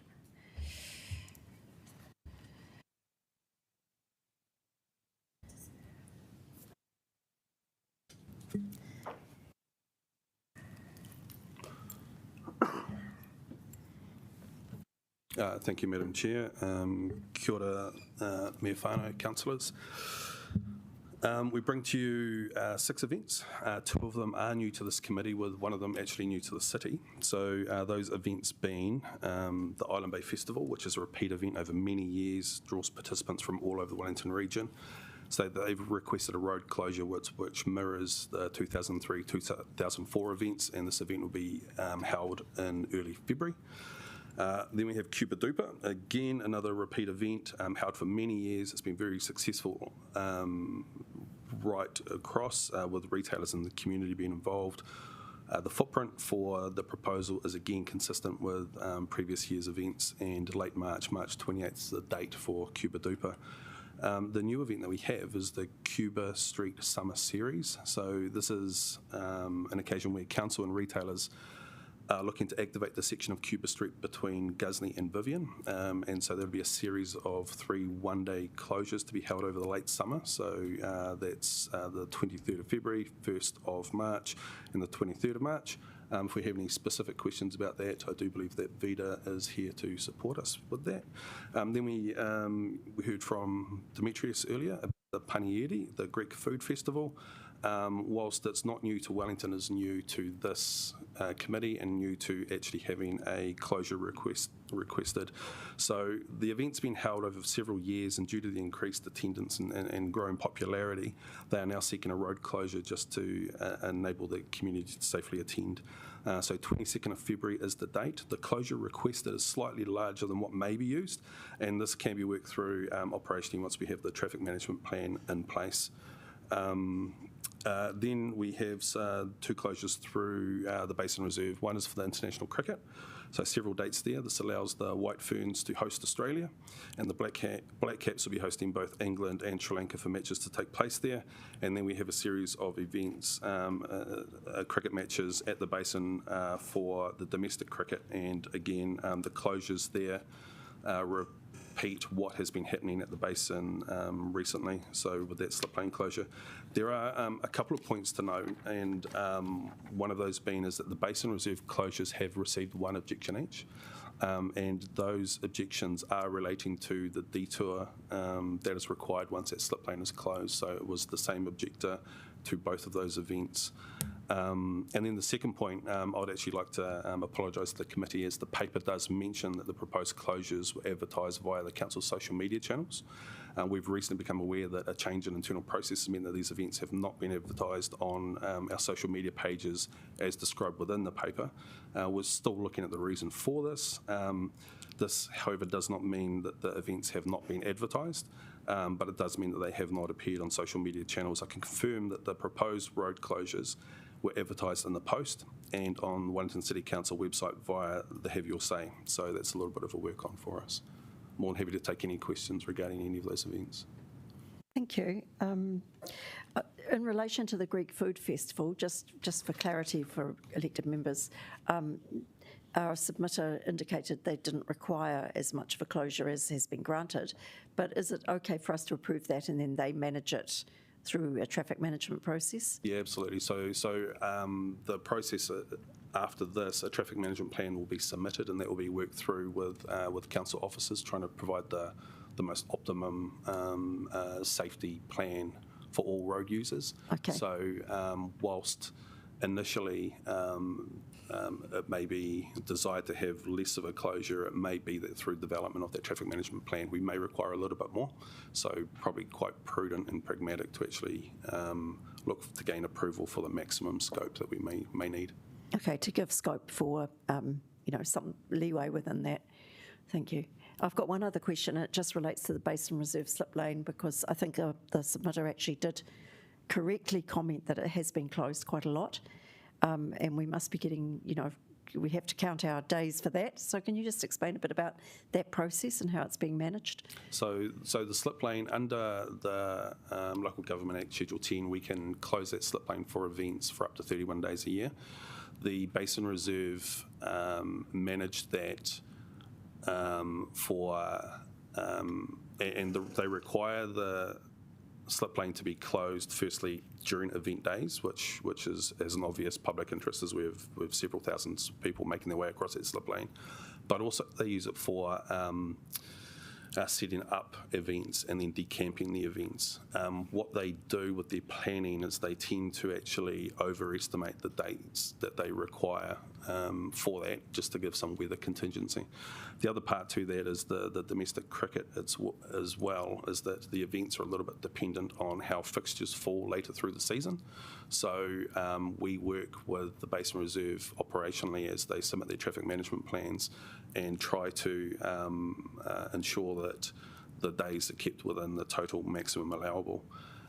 We probably also understand that there is an issue around the Basin Reserve slip lane closure is gaining a few objections. We've had objections from motorists, cyclists and pedestrians in the past, and we probably understand that there is quite a bit of work to be done along that canal reserve during those closure days, and how the cycle lane interacts with the general traffic. So that is probably an issue that we aren't going to be able to resolve within any temporary traffic management planning, but it certainly is something that we're happy to speak with both Basin Reserve operators as well as council engineers about trying to become a more satisfactory satisfactory solution. Can we just confirm that the 31 days maximum is calculated by the hour? The 31 days is calculated. Yes, we've received advice that we can calculate the 31 days from financial year to financial year, end of financial year. This year, the Basin Reserve have had a bit of a challenge with the international cricket schedule and how it falls. So generally, what they would find there is they would have one major test match, some domestic matches, and then they'd have a couple of festivals. But we will work with the Basin Reserve to ensure that we remain within the 31-day cap. Okay, thank you. Now, are there any other questions, or have I asked them all? No? Thank you, Sean and Maria. That's really appreciated. I know there's a lot of work that goes into these. All righty. I think Councillor Rogers is doing the honours here and moving this. Kia ora, colleagues. As you have in front of you an amended substantive, just some of the minor editorial changes, I'll talk to them briefly. As you see across the substantive parts of the clauses, there's some changes to make sure that all of the closures are approved subject to the conditions and the impact assessment being met. Those are primarily around the development and execution of the traffic management plans. That, in my view, is purely editorial to make sure that we're aware of the fact that there are conditions that come along with approving these plans. The other change was just a slight change of timing for the Sri Lanka test, which was from 6 a.m. till 9 p.m. And so just making that editorial change there. Speaking more broadly to the recommendations as a whole, I think it is fantastic that we are seeing community events like the Greek Food Festival becoming so large that they are having to look at things like road closures. I think that's a testament to everyone in the city who is coming out to support communities, delivering activities, making sure the space is really enlivened. I'm really looking forward to it this year, and I've got it in my calendar. I look forward to seeing everyone else who approves it here. Alongside that, the cricket, I definitely take the point that Councillor Free had also raised around how close we are getting to that statutory limit, and I do think it would be beneficial to see us working with the Trust, given it is a CCO of ours, for some plans around what we could do in that space, also understanding that it is a reserve, so there are some difficulties there for the future to make sure that we can actually enable the basin to grow the number of events it hosts and continue to be sustainable and really brighten up the centre of our city. And finally, on the newest addition to our summer, I guess it's vaguely summerish program, is the closure of Cuba Street, and it's really good to see that being led out by the Creative Capital Arts Trust, the same people that deliver Cuba Duper. And I've already talked with Kim Bailey, the chief executive there, seen some of the communications she's put out to the businesses along that street to make sure that everyone is involved, everyone's excited about it, knows what they can benefit from it, and really creating an event that does deliver for everyone in the community. So looking forward to everyone's support across these road closures. Fantastic. Do we have a seconder? Councillor Abdurrahman, do you want to speak now? Cool. It's always great to have community events, and the Greek one is always, they got the best food, a lot of music, and if you want to enjoy all this, please join us on the day. But if you want even better, you want to have Africans, you want to have Ukrainians and Russians, come to the Island Bay Festival. I don't want to make this a competition. Is there anyone else who wants to speak? No. Okay. I'll just say very briefly that despite my, my alarm bells going off about the number of days we're closing the slip lane, it actually is fantastic that we're getting such high quality cricket matches at the basin. that we actually have this problem, that we're going to have to be careful about how we manage the legal requirements we have. But we wouldn't want to say no to a test match, so I'm sure it can be managed. I'm personally delighted that we've got so many of these to approve, because I think we're going to have a great summer. Is there anyone else who wants to say anything, or should we go for right of reply? Right of reply, no need? Okay, let's go for it.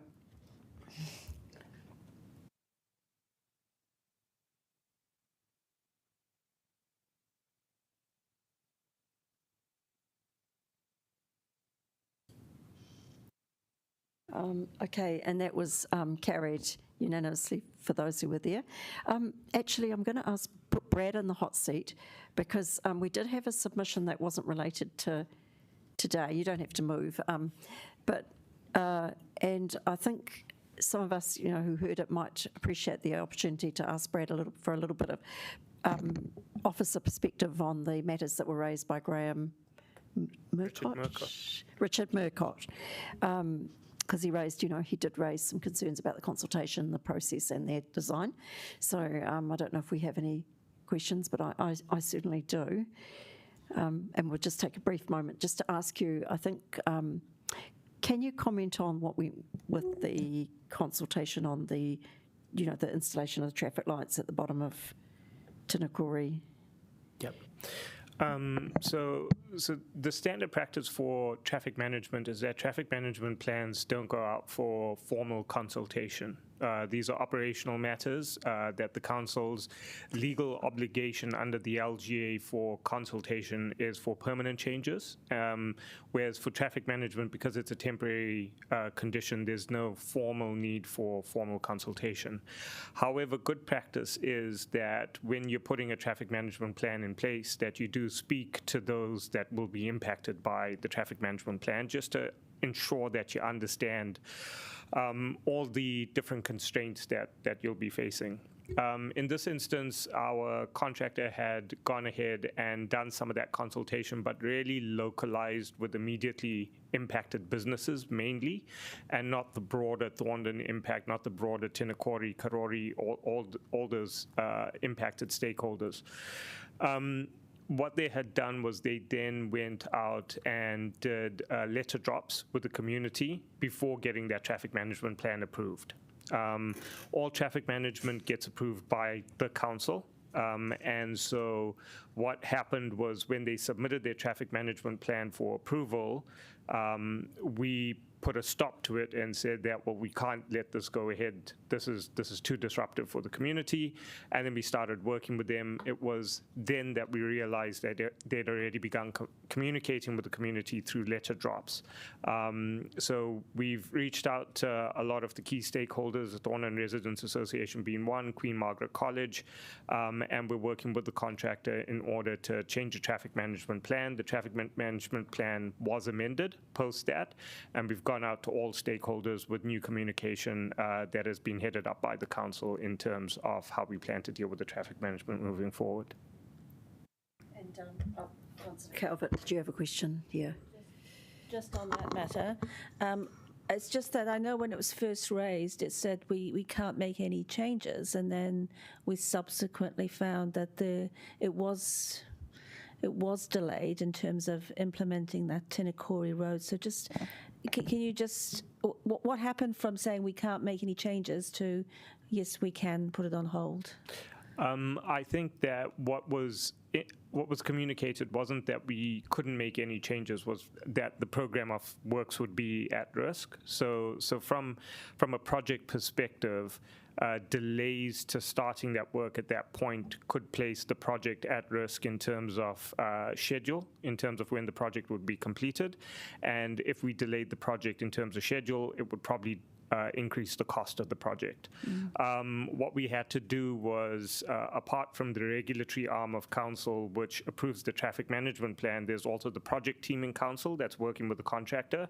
So the project team had to get involved with the contractor to try and rearrange the way work was going to happen, to try and maintain that the schedule would still be achievable and that we'd be able to finish the project on time. So the regulatory arm basically came in and said, we're not approving this, and then the project team had to work with the contractor in order to come up with a plan that would satisfy the regulatory arm but not incur any additional cost to the council.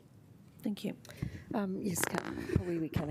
Thank you, Madam Chair. I was looking for clarity, but I think I've got it now because I was getting a bit confused with our agenda item. So what you're speaking to right now is not an agenda item. You're speaking to our first public participant and the concerns, the topic that he raised. Yeah. That's what you're talking to. Okay, cool. And I'm sorry I didn't actually think to do this immediately after our submissions because it would have been a lot clearer.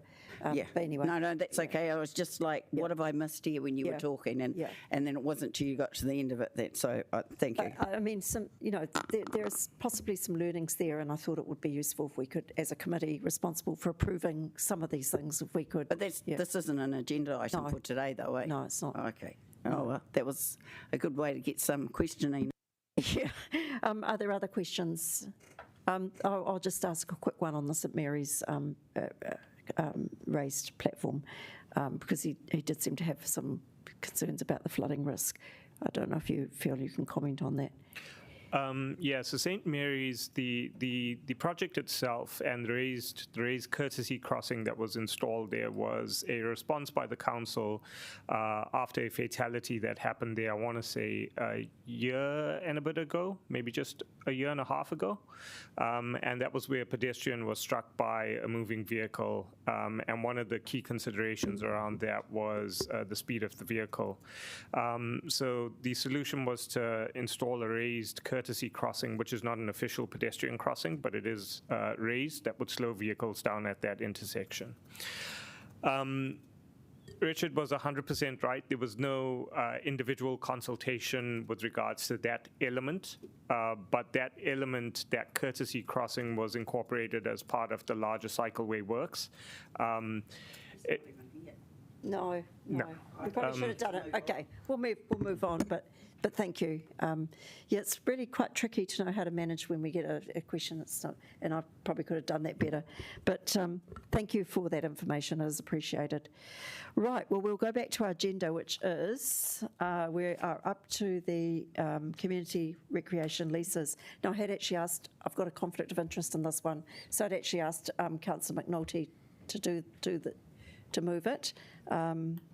He's not here. Is there somebody else who would like to move it once we get the chance to move it? You'll beat it. Oh, thank you. Okay, so I'm welcoming Sarah Sullivan and Sanjay again. Thank you very much.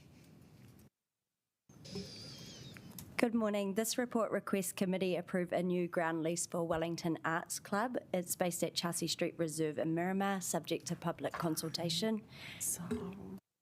And approve a new premise lease for Seatoon Football Club based at Seatoon Park, subject to public consultation.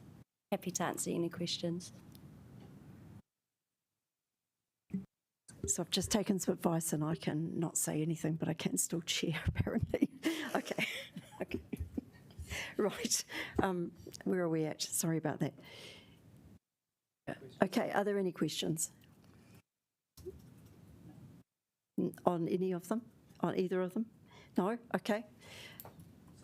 Okay, so would you like to? I don't have anything further to add. I move the motion, and is there a seconder? Is there anyone who wants to speak? Cool. I'm happy to second this, and especially I want to speak to the Seatoon Association Football Club, where my daughter and my son played for a few years, and it's a very great club, and it's a good facility managed by volunteer families, and I think they're doing a great job. We should continue extending the lease, and congratulations again for the good work they do, and I think we need to appreciate how hard those associations, especially the families who volunteer all over our city, work hard, and I think this is a way we can say thank you by extending their service. Just a point of clarity, you've raised a a conflict of interest because of your connection with Wellington Art Club, but our seconder has just raised his relationship with the football club. So can we ask for some clarity on process? I don't believe Councillor Abdurrahman has declared a conflict of interest here, and it's up to him to make so it's up to you. So to make it clear, currently they're not playing for that club. They used to play. We're playing against them. They play for Island Bay United now, but so I don't have any conflict of interest at this stage. Thank you. Are there any other speakers to either of those leases? If not, would this mover like a right of reply? No? Right, we'll go to the vote. I can't vote on the first one. Yeah, so but apparently I can vote on the second one. Separately, so we'll first vote for clause 2. We need to vote for 1 and yeah, so we'll just do number 2 we'll do first, 2 and first. then we'll do the remaining clauses, and then the chair can vote for those as well.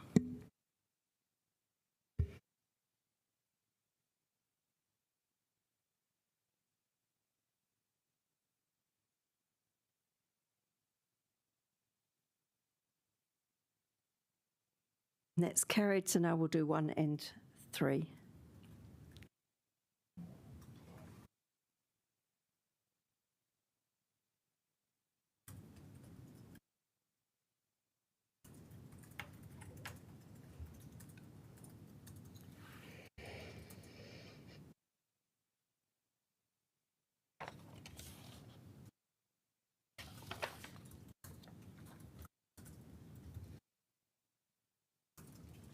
Tori? Yeah.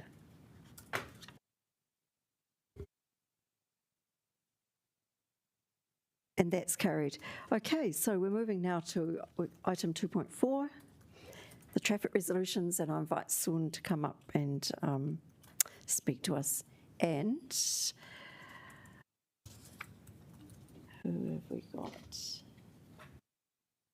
Kate. Kate. Welcome. Morning, Madam Chair, Mayor and Councillors. This is a traffic resolution report that Kate will introduce to you all.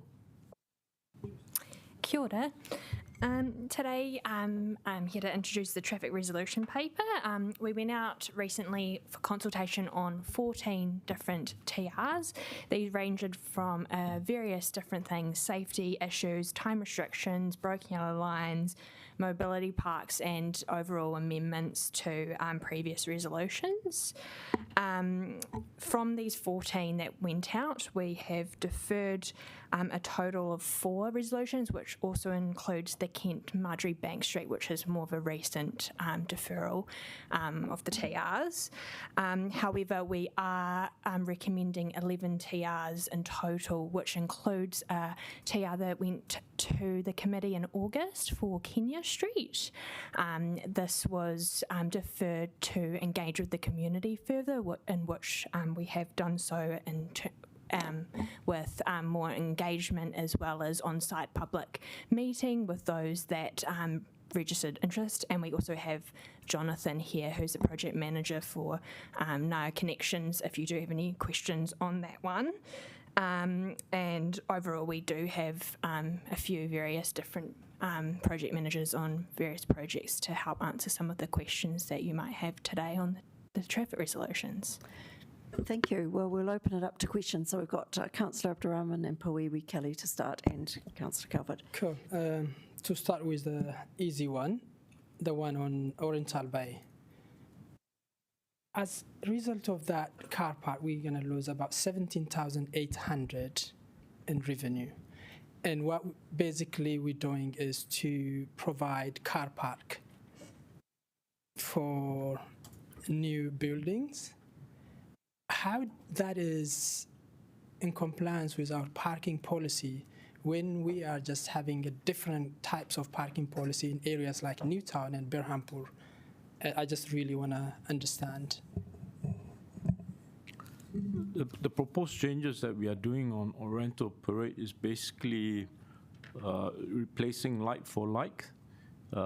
We understand that the number of permits that is in Oriental Parade and the supply of residence parking is not 1 for 1, is more permits than the number of parking spaces. So we're addressing that in terms of the current residence parking demand is still there, and utilizing the meter parking across the street. Now, it's not just replacing one space with two new residence parking. It's actually the vehicle crossing that is on the landward side is taking away 1.5 space. So legally, we can't have half a space, so we are replacing it with two on the other side.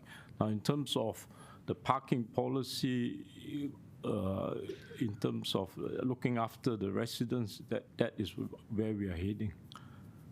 The demand is still there, and we are replacing addressing the demand for that area. So it's my understanding in the parking policy, when the demand is higher, we prioritize who can be getting first, instead of making it more parking. And in this case, we are doing the second option. We are actually looking after the local community first. And the assessment we have done is that the metered parking spaces on the seaward side is able to address the demand that's currently there. Okay, we'll move to another question. I'll put you back on the list. Next up was Pawiwi Kelly. Thank you. So I understand what you've just said, because my concern was, why are we taking one car park out but giving two car parks back? So your explanation about the meter thing makes sense. However, what was really useful hearing the public participant, and I forget what his name is, but he was talking about and if you could clarify this for me, please, he was talking about the reason why we were taking out that one car park was to gain access for the resident to drive into his his parking, so parking into the building. So can you clarify that, or because I'm a little bit confused, is that the case, what the public participant said, or is it because of a new crossing that's going in place? So the site adjacent is a new development, so I believe it's a few apartments in there. So that's why they've had to take out that resident parking. I think there's been a bit of confusion about how many parks it's actually removing, and it's actually slightly more than one car park. So it was initially 4 car parks that were on that side of the road.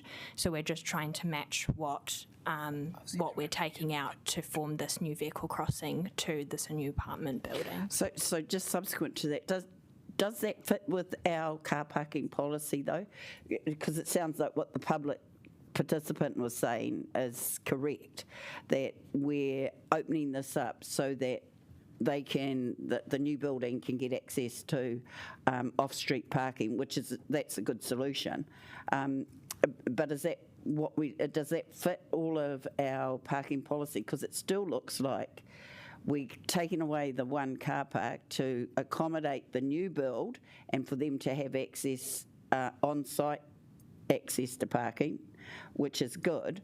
But then we're also giving residents another 2 car parks, and we're going to be losing revenue of 17,000 by taking out those public car parking.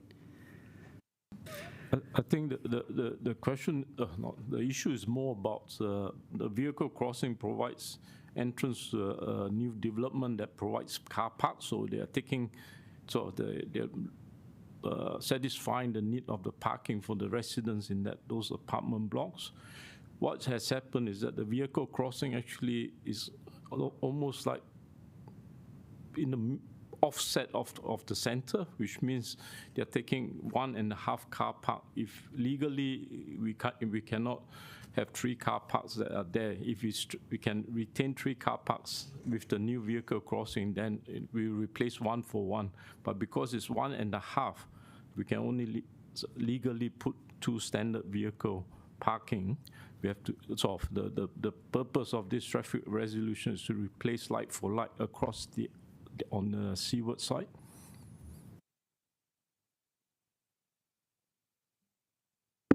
Yeah, can I just slip a quick one in there? So if residents were short of finding a residence car park, what's their option? Do they just go and park on the meters, or? Yes. Okay, and they can do that for long enough for because residents. They'll be subject to parking fee, yeah, and the time limit. They're not exempted like Newtown Barrenpore scheme where residents can get exempted from the P120 limit. Whereas across on the seaward side, there's a time limit and there's a parking fee that applies for anyone who parks there. So when would we be likely to do a proper scheme like the sort we are introducing in other parts of the city? In Newtown, and Yeah. How much a priority is that? I can answer that. So the next tranche of ones that we're looking at is that those inner suburbs. It will be in the next few years, and when that happens, if this traffic resolution is approved today, those parks, along with the other ones, will become time restricted with residents exempt, much like we have in Newtown. So this is probably a solution that would be there for a few years until that new parking scheme goes in that then is consistent with the parking policy. Okay. Brad. I'll just come in here just to provide a very high-level piece of clarity around what this traffic resolution is doing. Essentially, due to the development, local residents have lost 1.5 car parks. As we cannot install half a car park, we are installing 2 car parks, or we're installing 2 car parks on the seaward side. Because this area isn't covered under the Newtown Barrenpore parking scheme, residents here can't use metered car parks in the way they would be able to use it in Newtown and Barrenpore. If they were to use metered car parks here, they'd be paying for it. So all we're trying to do is keep the local residents in a net loss situation. And just to follow on from that, we're reassured that there is actually capacity at the moment to do this. So there's no. We did hear from a submitter that there was a lot of parking pressure. Based on our survey, there's enough parking capacity for the demand. Okay. Going back to my list, I've got Councillor Calvert, Councillor Randall, and then Pauiwi Kelly, Councillor Abdurrahman after that, and Councillor Rogers, and Councillor Foon. All right. Oh my gosh, Deputy Mayor Foon. Right, we're starting off with Councillor Calvert. Okay, I've got one question about the Oriental Bay, and since we've been talking about it. So with the new development, presumably it's a bigger development that's there, and we're going to be earning more rates of it. Yeah, that's. So any loss of revenue from a car park will be new development with apartments. Yeah. Okay. Thank you. And now my question is about the Johnsonville Pool and Library car park. 2 questions. One is, given the pool is open 6 to 9, why are we wanting to make limited parking at all times, so beyond the operating hours of the pool? The reason for the all time is more about managing the parking space, because if someone comes in and park overnight, then basically unless the vehicle is towed and removed, we can't manage that site. So we're trying to put the demand on the street or on other places. So, but if somebody was parking there between beyond 8 o'clock, you could. And they have to move the car by 6 because the swimming pool opens at 6. Yeah. So the management of the lot is not that feasible. I mean, we don't seem to. It's just that we don't seem to apply that. Remember, it has to be questions, Councillor Calvert. Yeah, it's just that. But why don't we apply that same approach to other parts of the city? It's just like, you can't park like in town, 8 to 8. You need to ask a question. Yeah. Yeah, so just why are we doing it for this one, but we don't apply the same principle to other parks? This is in consultation with the community centre, the swimming pools management team. So that's their recommendation. It's easier for them to manage at all times without having to physically move cars if they are parked there overnight and not move them. Okay, I think we'll move on, but thank you, Councillor Calvert. One more question, so I'll have to go back on the list. Thank you. How quick is it? Okay. Go for it. So there's been a suggestion that because staff in the in the community centre work 7 to 5, that a couple of those car parks could be made available after 5 o'clock for parking. My understanding from the discussion with the community centre and the management there is that staff comes in at all times, while events are happening. So, yeah. Okay, thank you. Okay, Councillor Randall.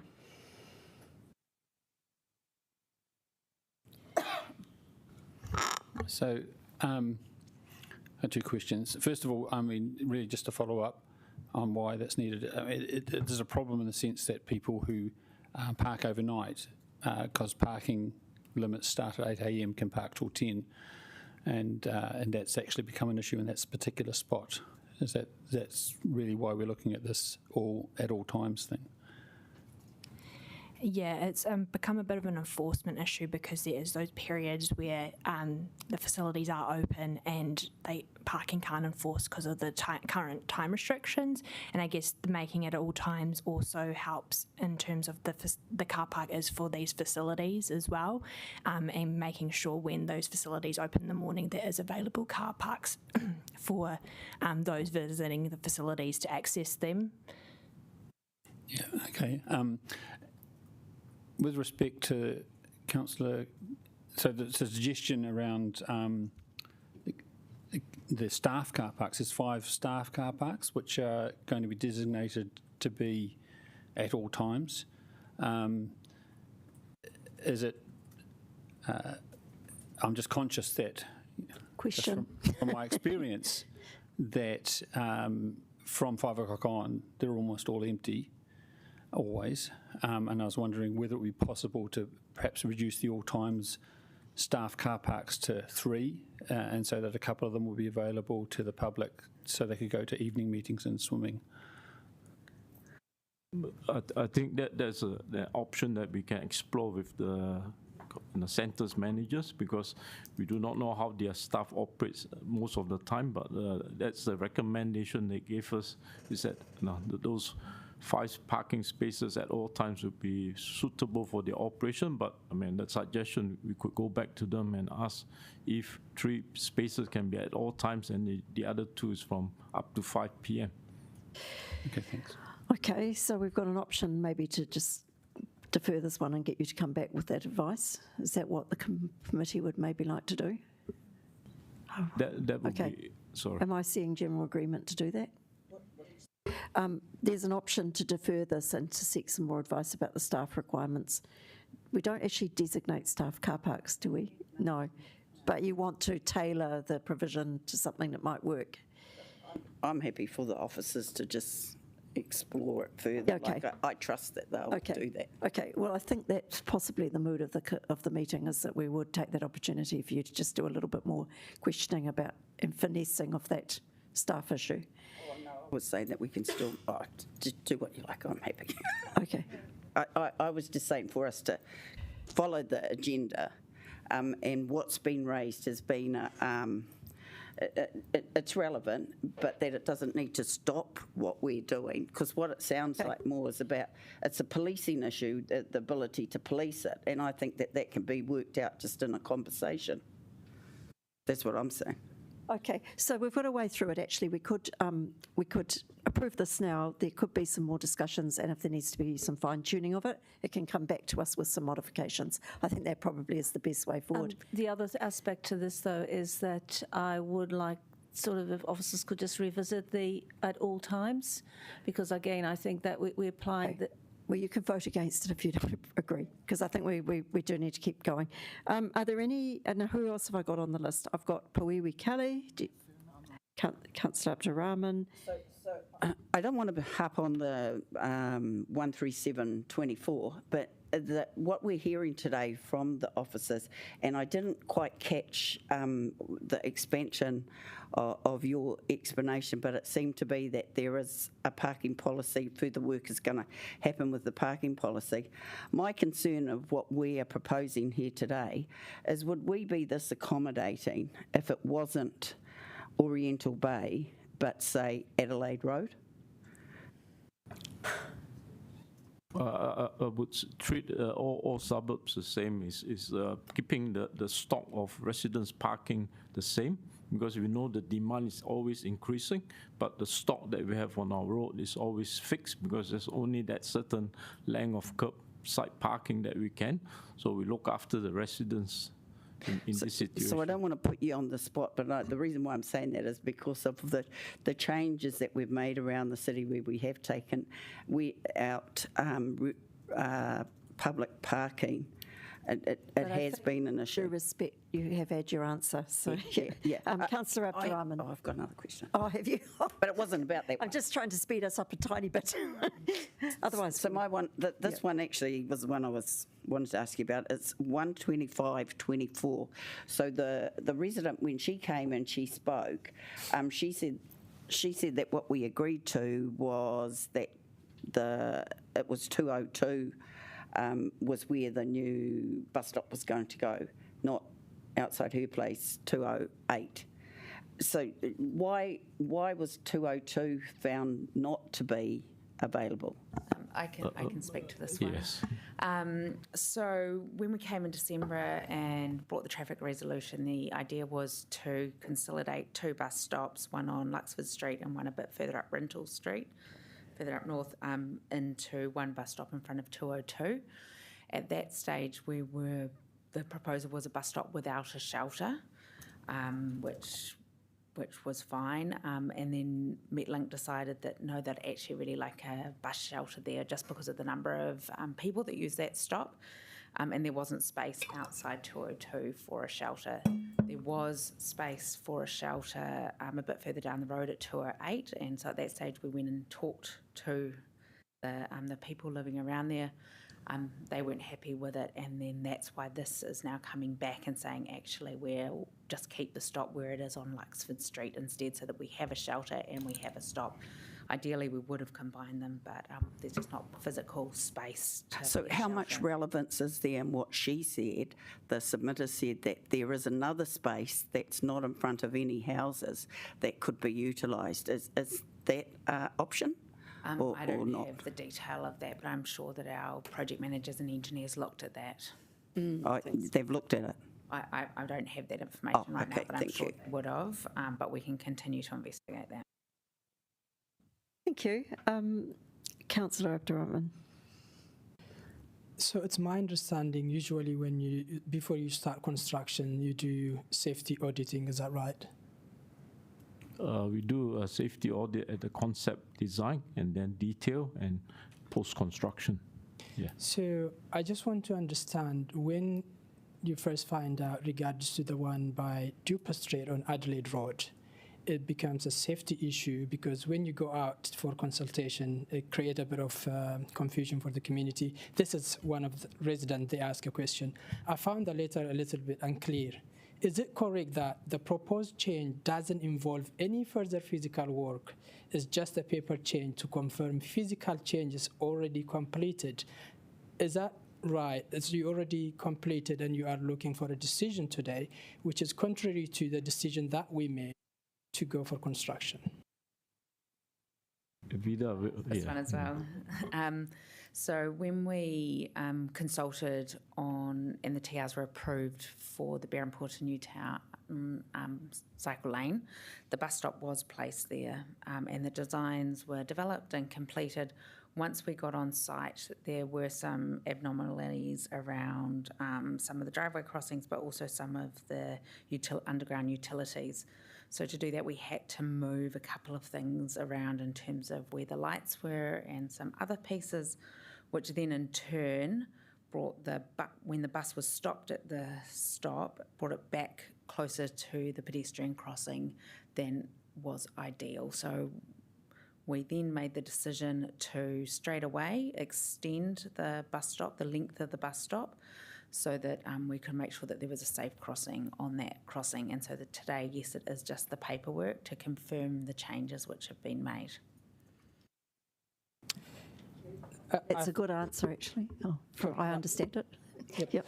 So I got a follow-up to that. And during consultation back in December, some community members did a feedback saying that that will be an issue health and safety issue, but they were told, and some of you might recall, or you can just go back and watch the video or look at some of the consultation papers feedback. And they were told this is being audited and there will be no problem on it. And now the community, those who are just been following and now still saying it, Okay. what is the answer would be to them in having confidence in going forward? And when was that? So, Councillor Abdurrahman, I'm going to cut you a little bit short because I think you're basically asking the same question. How did it happen? It wasn't planned that way. It happened because of underground services and other things. If you let me finish, Madam Chair, you will get it. So what I'm saying is, yes, mistakes can happen at any stage. Or changes, yeah. Changes can be adopted accordingly. But what I'm saying is, what kind of confidence can we give to those communities who've been proven but been told wrong in going forward? Well, I don't know who wants to answer that, but it's a very minor adjustment, I would say. But Yep, and as soon as we did identify the problem, we went and talked to the properties adjacent and made sure that we worked with them through that. So we have worked with them, and I think it's more. So our evaluation was the most important thing was to make it safe. And we take health and safety incredibly high priority here, so that's what we did. I think just to come in there, Councillor, it's the reason why we do post-construction safety audits and why we do multiple safety audits and we don't rely on just one safety audit. Yes, at the time the safety audit came through and probably showed that there wasn't necessarily going to be an issue, but things change when you get into construction, and sometimes you find things out when you're in construction, and this is one of those instances where we realized that changes needed to happen and the teams responded.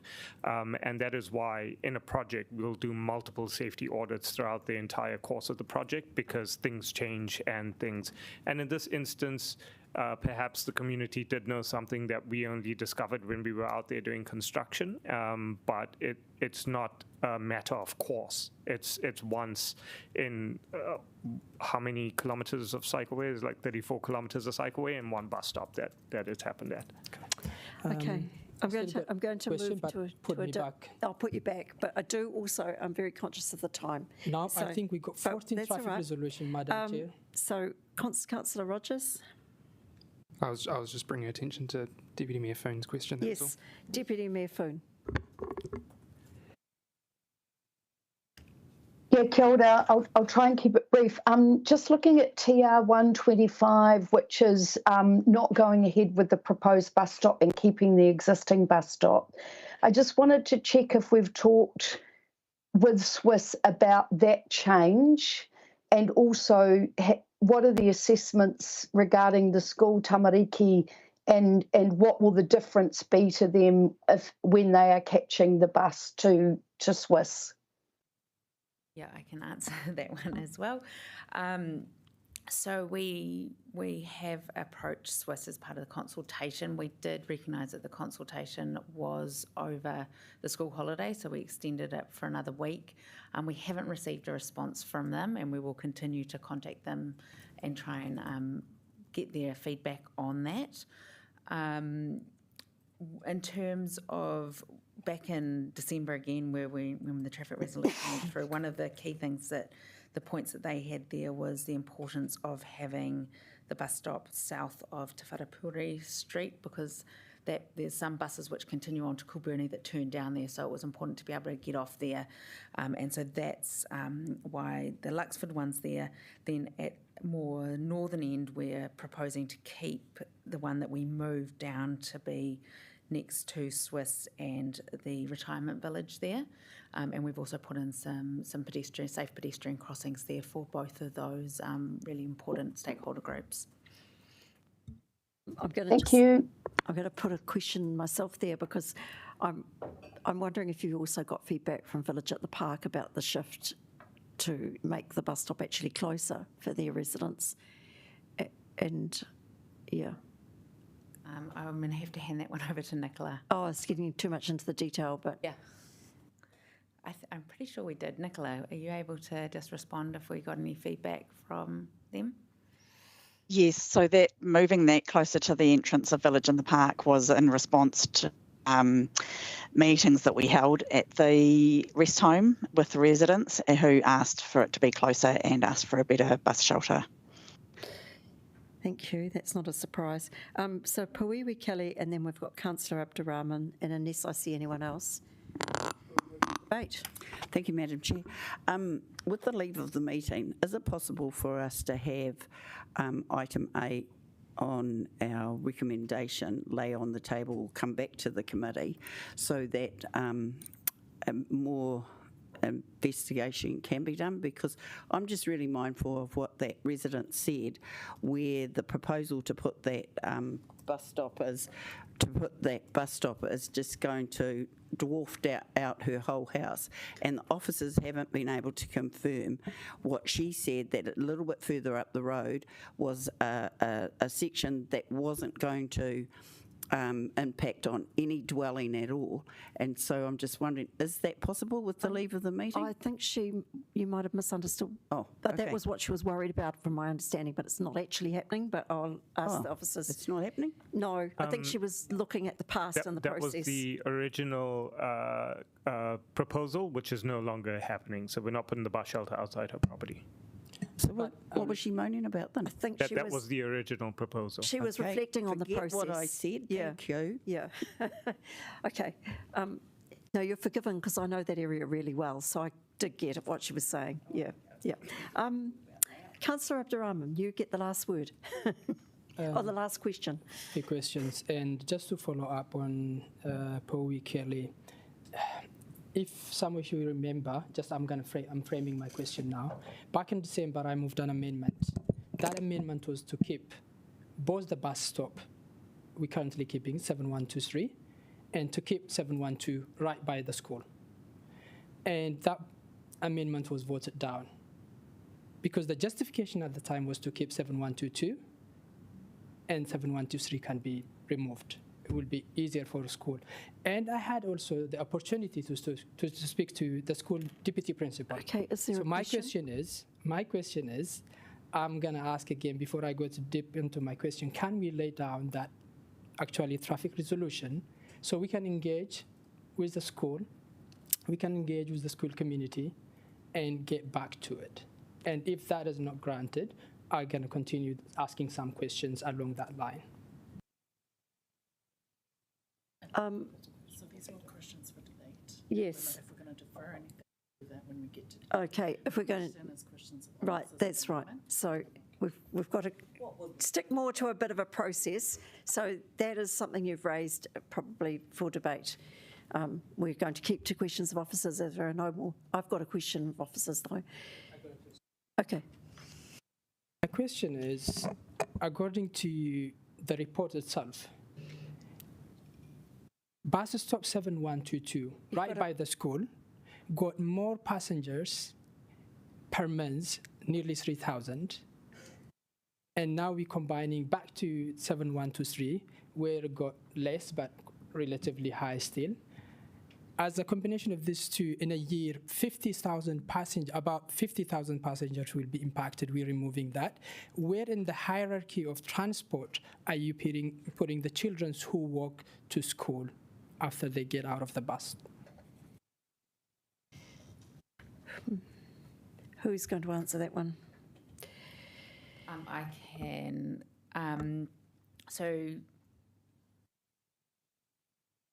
Yeah, I think that there is, I do understand your point there, and I think there is,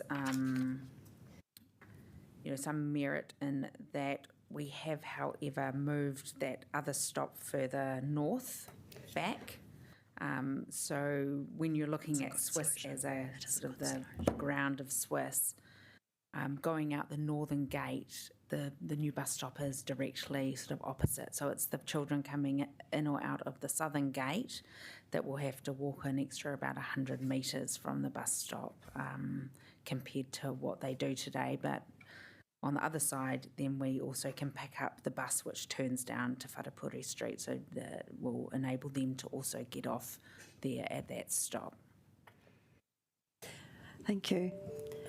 Madam Chair, my question was, regards to the traffic hierarchy that we have, transport hierarchy, as part of this change. You can't ask me questions. No, You have to ask through them you, of Madam Chair. officers. Through you, Madam Chair. That's why I'm just looking at you. That's how it works. That's the policy we have. So, where are you putting the children who are walking to school, and that hierarchy because of this change that you are making?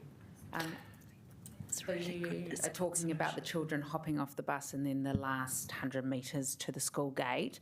So we do prioritise the children walking to school, which is why we've done a whole lot of pedestrian improvements and biking as well. Retaining the bus stop as it is today means that we will not be able to put in the cycleway separation through that section because we'll need to then remove it to put in a bus stop. So we've prioritised, as per the hierarchy, people walking, cycling, and then public transport. Okay, thank you. Councillor Randall.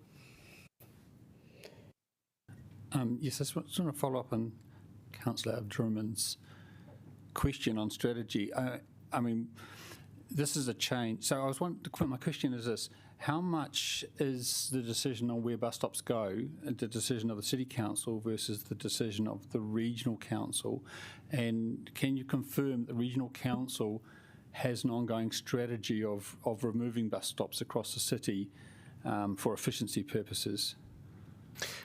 I think the allocation of bus stops and the location of bus stops is not necessarily either a city council or a regional council decision in totality.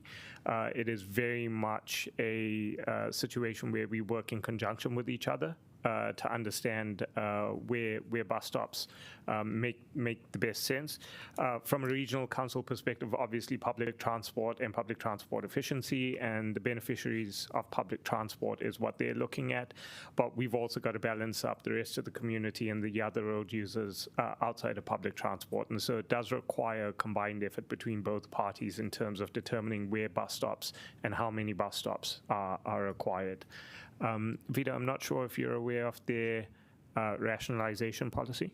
Yeah, so it's a little bit. So as part of the Bus Priority Action Plan, one of the key actions in that was to rationalise the bus stops. So they always, what the ideal aim is, and it's not often that you get that, but it's that 400 metres between bus stops. So there's always a maximum of about a 5-minute walk to any bus stop. And that also is, and that part of that is to increase the efficiency and the speed and the reliability of the bus so that there's not too many stops along the way. Here we've got, I don't know the exact, but it's around 3 stops within 300 metres of each other. That's very close. Yeah, I was going to ask you about that, but you've answered the question. Very, very close together. Okay, I don't think we've got any other questions. It's been pretty well canvassed. Thank you very much to both of you, Kate and Soon. All right, so I was going to introduce this report. There's a lot of work here, and if you read through, just so much work has been done. Some of this work that we're doing today is approving minor changes, such as the one we discussed in detail, where, for whatever reason, the projects have been delivered and built, and then they've had to be adjusted. And to do in engineering terms, we used to call it the as-built drawings. You'd come back and you'd actually do an as-built sort of summary and recording. And in this case, we're going to go through a legal process to make sure that everything that's on the ground is actually formally approved through our committee. Yeah, so that's part of what we're doing today. There's also some of the Newtown parking management plan that comes into that category. And then there's just a lot of our regular business, putting in yellow lines, putting in mobility parks, doing the sort of stuff that we do every committee meeting. I personally don't have a problem with any of this. I know that there may be different views about individual TRs. I'm actually very comfortable with all of it. I went to Swiss school myself. I know that there were about 4 bus stops within a ridiculously short space of road, and it actually, one of our submitters, a Berhampore resident, actually said the current clustering of stops is quite unusual. That you literally have the bus picking up people, going a few hundred metres and stopping again, picking up some more people, stopping again, picking up some more people. It makes for quite a jumpy, disjointed journey. And we're really only asking the kids to either walk, I think it's less than 200 metres south if they want to catch a bus to Kilburnie, or less than 100 metres north if they want to catch a bus into the city. And also the big advantage of moving that bus stop to be closer to Village at the Park is that for an older person, that is significantly more convenient. I can remember taking my dad out, or trying to, in a wheelchair down to that bus stop that used to be on a slope with a minute little shelter. And I think even just prioritising those elderly people's convenience over a very slight additional walk for our active teenagers and preteens, it's quite a good trade-off. And regardless of which direction they're walking in, they've got assisted crossings. So they have the traffic lights if they're going south to cross safely across Waripori, and they have a raised pedestrian crossing if they're going north. I think it's going to be an excellent solution, and to do it any other way, the community actually said at the end of the day, even some of them, it was more about the bus shelter that they want, to be really honest, than a real problem with where the bus stops are located. And I think that's something we can pick up and advocate for them with Greater Wellington, for a better bus stop where that concrete shelter is, one that they can sit in and actually see the bus approaching, because that was a complaint that we did have. There's so much that we could say, but really we also need to finish the meeting, so I'll stop there. Do I have a seconder for these? Oh, thank you, Councillor Pauiwi Kelly. Would you like to speak now or hold your peace for later? Okay, right, so who else would like to say something? Councillor Abdurrahman. At least is that a time now to ask for, yeah. So I really ask the committee to put the first traffic resolution A, TR 12524, for the following 3 reasons. 1, I moved an amendment back in December addressing some of the issues that we're currently having. At the time, some of you misunderstood it or didn't see it through. You voted against. Now the officers come back saying that actually we should save 7123. And at the time, the argument was just, let's save 712 only. And now what I'm saying is the same thing that I said, let's keep Bose bus stop, which also supported by one of the submitters this morning when she was the resident of 208. Her preferences to keep Bose, and the community wanted Bose to be kept. The second reason, Sweet School. I think they got a big stake on this. They need to be consulted. They received an email only 2 days before the submission close, and it was a school holiday. And they were not able to share that information with the school community. I think that we need to listen to them. I don't want to misrepresent them, or I don't want to disclose my discussion with the school. But I really want our officers to go back and engage with them so we can take whatever decision we make, we can take our communities with us. The third reason is I'm a bit worried about our strategy as well. It should be, even when if it's uncomfortable for us, we need to follow that transport hierarchy that we have. Pedestrians are on the top. In this case, we are saying to the kids to walk about 200 meters or 198. And when you have a children, I think your worry is a bit different. I have young kids. I don't want them to run around there. I want them right in front of the school so they can get access to the school in an easy way. I think basically I'll ask for that and then go back to the debate later on. And my question to you all is, do we want to go ahead with this again, or do we want to go back, at least get a feedback? I think we're going to end up maybe with the same thing, but nothing to lose from talking to our community. So I'm just really begging you, if you don't do that, I urge you to, I'm going to move an amendment so we can keep both bus stop. Thank you. Thank you. Right, so I need to seek ask if there's leave of the meeting to defer TR 12524. I'm not giving leave myself. That's not leave of the meeting. So it's not leave of the meeting. So what we'll do now is it will. Can I ask a question though? What are we trying? Because I didn't quite understand. What are we trying to achieve now by drawing this out? I'm happy to answer that. My preference is to keep both bus stop 7122 and 7123. And this resolution is asking us to remove 7122, which is closer to the school, so the kids can walk either from the top where is the park in the village or from Laxford Street to their school. What I'm saying is keep both of them. Previously, I said in December, keep both of them, and officers' advice was don't keep the one down on Laxford, keep the one on by the school. Now, the advice we have is take the one by the school, keep the one by the Laxford. So by delaying this, we either going to come back saying we're going to keep both of them, or we will go only with one that is suggested after we consult with the community and the school. My preference is to keep both, making an amendment, but I think it's going to be a bit confusing for people, so let's go back and visit. So I'm not giving leave of the meeting for this because I don't actually want to. I don't think it's the right thing to do. But so we need to move to the next part of the process. Amendment. At the end. But, yeah. Yeah, Okay, so we're just going to carry on with it, and you have to deal with it through your normal, Sorry, amendments and whatever. Yeah, sorry, through you, Chair. If the councillor would like to introduce an amendment, he would have to do it during this debate. Oh, okay. I would suggest we take an adjournment so that we could get that wording together. If you're Okay, that's a really good idea, and I think a toilet break and an adjournment is a really good idea. Yep, the wording is ready.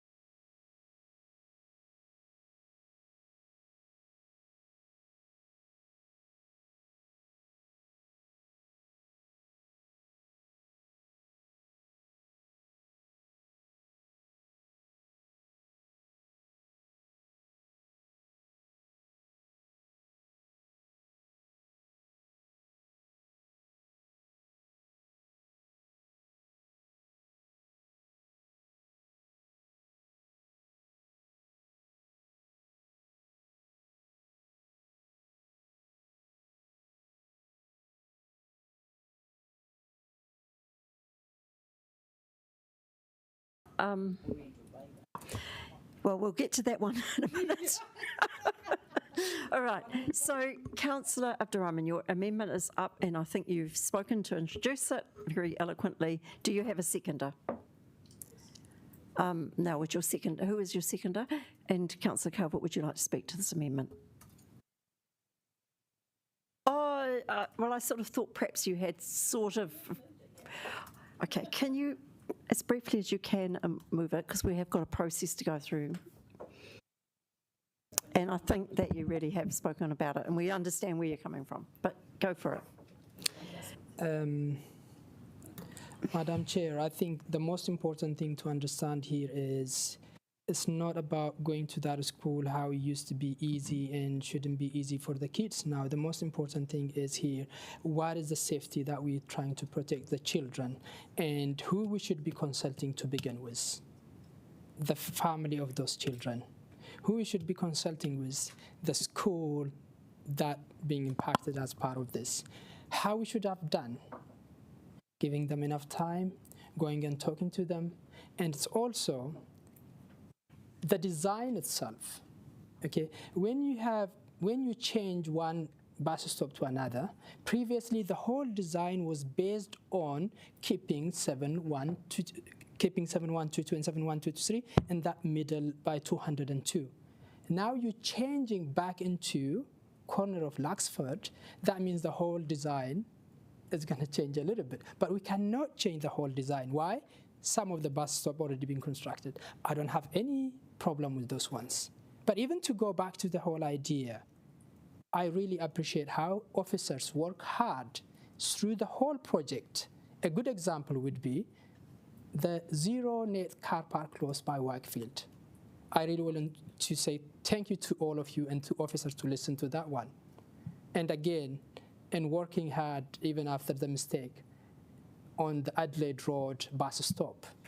And again, bringing back even 7123, which been supported by the community back in December, now keeping it. I'm very happy with those ones.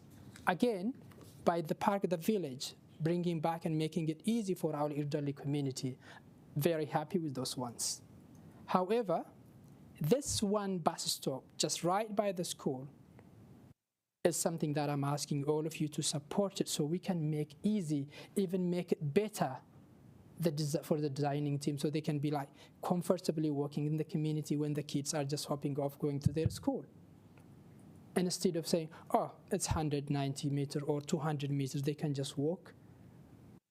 I don't think so it's that easy when you have a kids. We should do everything to prioritize those who are walking in our road. In this case, it's my feeling, I think it's a bit of an issue. We need to be looking at it. And I really look forward to this support all of you. Thank you. Councillor Calvert, do you want to speak now? Yeah. Yeah, look, I support this because generally I think there needs to be the consultation in a way that where the school and its families can provide feedback. Obviously, when they were requested, it was back in when schools were on holiday. So look, I just think, and Councillor Abdurrahman is a local councillor. He understands his community. He understands the route. You know, for us who don't traverse that area regularly, we don't quite appreciate the impact. And so I think we need to listen to the local councillor and also enable the community to have a say. So I will be supporting this. Thank you. Deputy Mayor Foon. Chair, were we able to ask officer advice on this, what the impact this would have on the rest of the changes, please? Yeah, I think we can. Thank you. Yeah, sure. So retaining this bus stop would mean that we couldn't put in the cycleway separation that is currently planned to be installed in January through this section.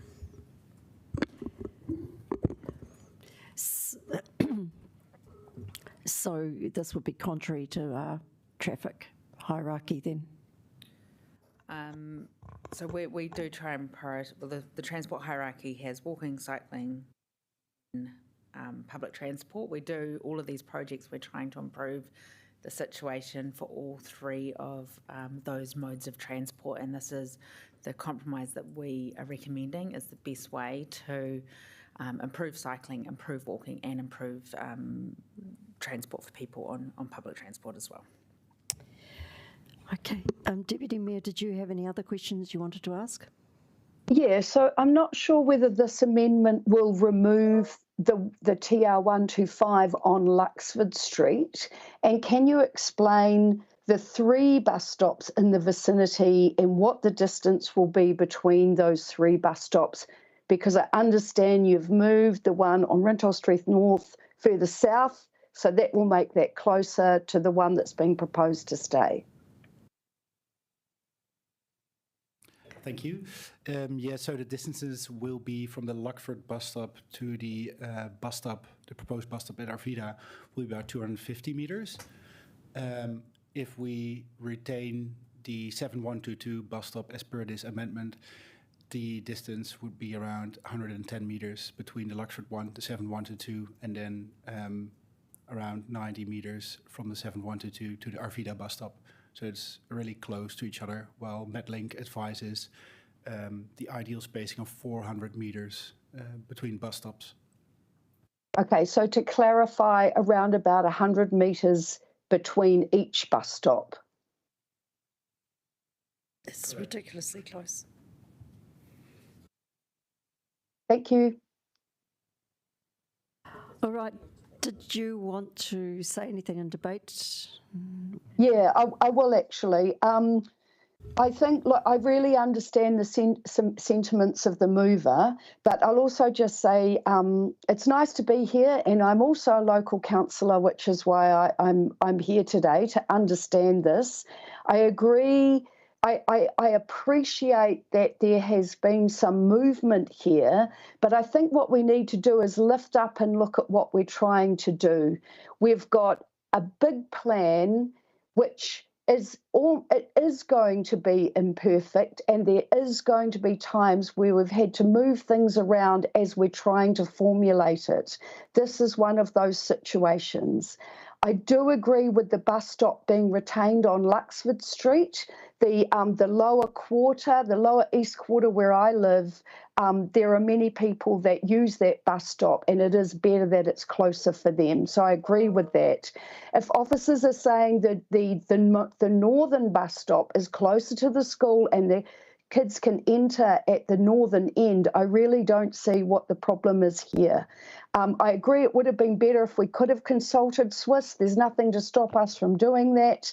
But I do think that the general idea that there's 100 metres between bus stops in quick succession is ridiculous, and I don't think that would work for Greater Wellington or the goals that we're trying to achieve to get more people to ride, catch buses, walk. So I don't agree with the amendment. Thank you. Thank you. Okay, so now who else would like to speak? Councillor Rogers.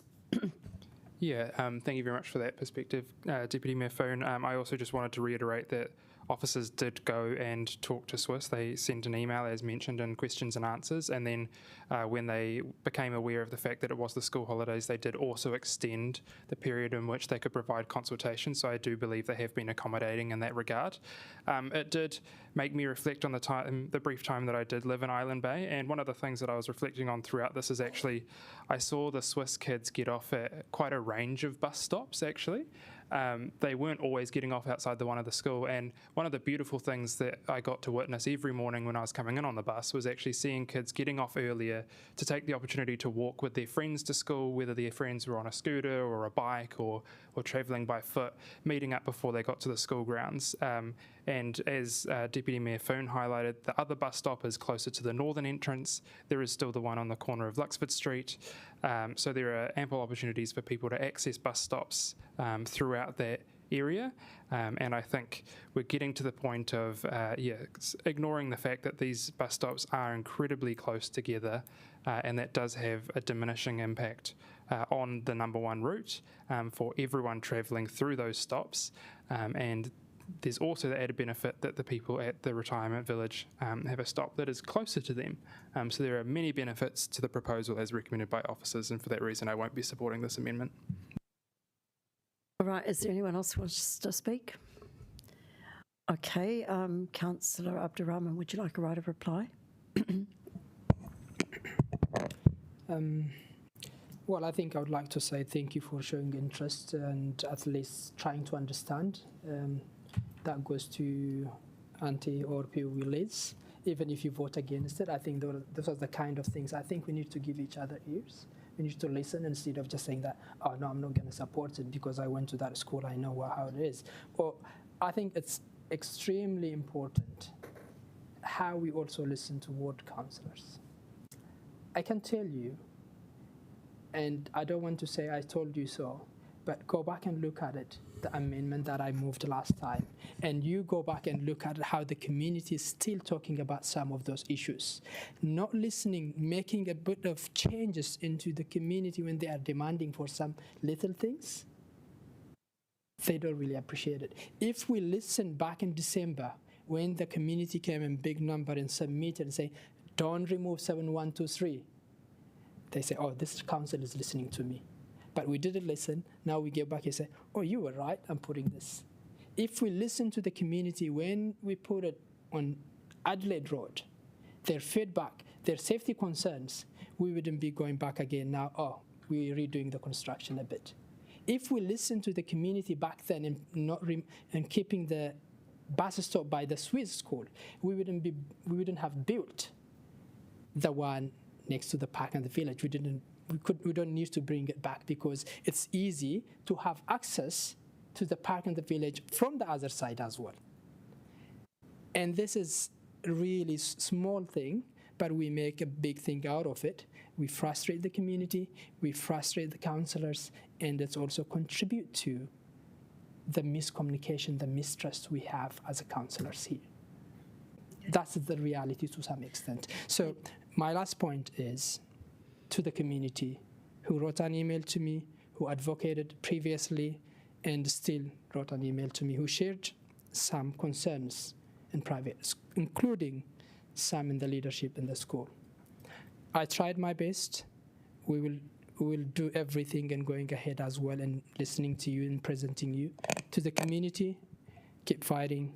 Sometimes even when we don't listen, we will go back and listen. That's what happened in this case as well. Okay. Thank you. Thank you, Councillor Abdurrahman. Now we'll go to the vote.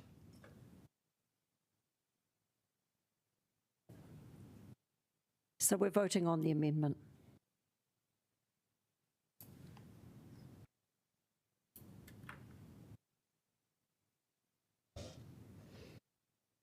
And that has failed. So we'll go back to the substantive.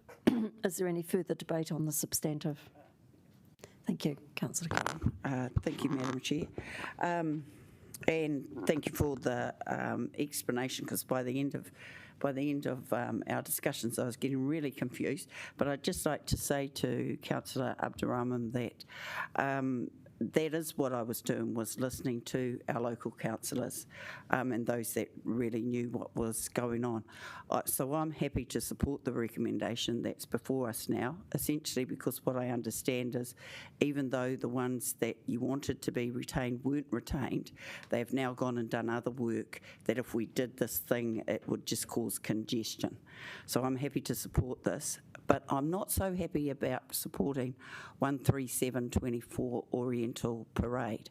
And while I accept the explanation that has been given to us about why we are doing that, there's just a little niggle in the back of my head about how accommodating we are being with this new development and for these residents, and we haven't been able to be as accommodating in other parts of the city. I know that it'll probably pass, but I'm just giving a heads up that I'm not going to support 13724. Okay, thank you. Is there any further debate? I don't need a right of reply. I think we just need to take them, we're going to take them separately. Which ones would we like separately? we need to take separately, but I would like to also speak to the one on Crookshank and Queen's Drive. Oh, I asked if there was any further debate. I put my hands up. Okay, I will allow it. Cool. I just want to say thank you to the team and going and listening to the mosque, the community, and changing the one by Queen's Drive and Crookshank, and the community really appreciated. This is an area being used by everyone, and sometimes people park their car and go for the whole day, and when people come for the mosque, and very big struggle to get a parking. Now it's just addressing that issue, and the officers, they went and they listened to them, and I think that is a great job from their side. The other one that I want to speak to is I'm also not supporting TR 13724, especially when my community in Berhampur and Island Bay in Newtown being told we can't provide you more parking, and we have a hierarchy. If you live in an apartment, you are less in the hierarchy, but in this case we are providing and even to the loss of 17,800 because of those two car parks. So equity is an issue for me, and inconsistency is another issue for me as well. So I don't support that one, but the rest of them, yeah.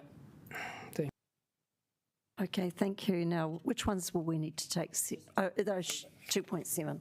Okay. Oh, no, we probably need to take the first one, 2A, and 2G separately. I don't think anything else was particularly contentious. We're going to note an action in relation to doing a bit more work in Johnsonville with the staff car parking. We'll note that on the next paper. All right.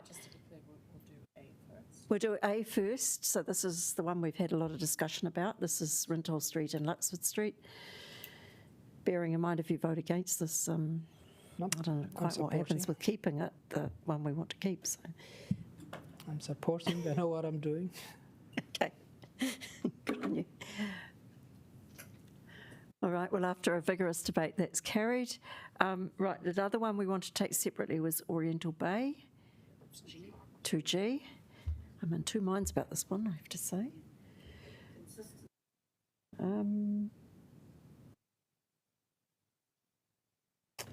Yeah, I really am in two minds.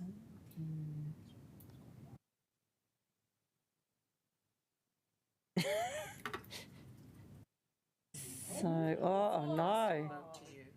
Oh goodness. Well, actually, I did try to change my vote to support it, to be honest. I actually will support the officer's advice. Yeah, because that's carried. Is there any more that you would like to see separately? Is there anything else? Right, let's go for it. Everything remaining.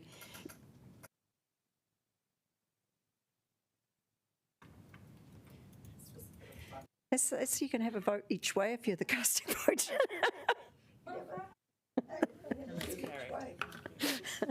Okay. No, I actually did try. I changed my mind halfway through my finger. It's carried. All right. Goodness me. I have to thank everybody for a robust debate. We need to sometimes have them. Now we're moving to our last item. No, we haven't quite finished. We've got our forward program, and actually on this one I will be moving an amendment just to note the discussion we've had about the, if we could just type that up, and we may need to take a very minor adjournment. Sorry everybody, but I just want to note the debate we had about the staff working a bit further with Johnsonville Community Centre to understand if they need to bring us back a refinement. And they may or may not consider they need to, but we're going to note it as an action.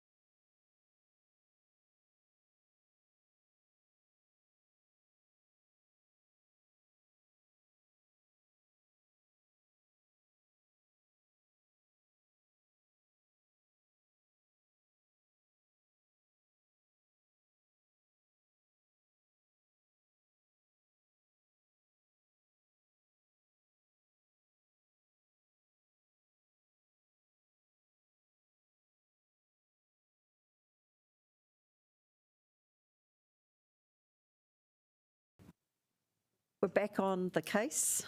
We're moving it with changes.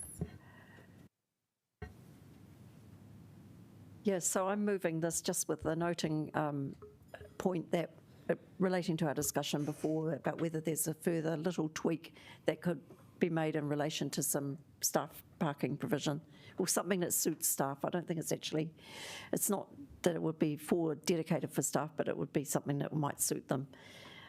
Right, well, do I have a seconder to move these? Thank you, Pawiwi Kelly. Do we have any need to say anything? Councillor Calvert? If you look at the next meeting, it's the 27th of February. That means there's a 15-week gap from here to the 27th of February, which is an awfully long time for a committee to have a gap. If you look at the last meeting of council in the second week of December, the next meeting of a committee is not till the second week of February. That's 9 weeks. I think we need to look at a schedule of meetings because otherwise you end up, I don't know what the agenda will look like on the 27th of February, but also it doesn't give us the opportunity when there are other matters that may need to be brought up. And I will mention about the Botanic Gardens parking issue that we've got, and it's only going to get worse over summer. And so I think that's really important. I will be following up when we talked about consistency of how we apply the various decisions that we make. I note that in Wakefield Park, and credit to Councillor Abdurrahman for making sure that no loss of parking was experienced by the park users with putting in the cycleway. We don't have that same consistency for Karori Park, which is going to be experiencing the same issues. So what I'm saying here, and I'm part of the debate in terms of the meetings that we've got going forward, is that I think 15 weeks between this meeting is far too long a period. I also think that whilst we have a break in January, I think 9 weeks between the last meeting and the next one in the new year is quite a long time too. I think, is there any other debate? I think that point is, I'll just respond to that and say that I think that's a reasonable point, but I think what we can do is ask, expect that officers have heard that and really review if there's a need to have one a little bit earlier so we can, I mean, if there's no work, then there's no point in having a meeting, but yeah. To have a meeting. We love each other that much. Is there any further debate? No? Right. That was my right of reply. Let's go and vote.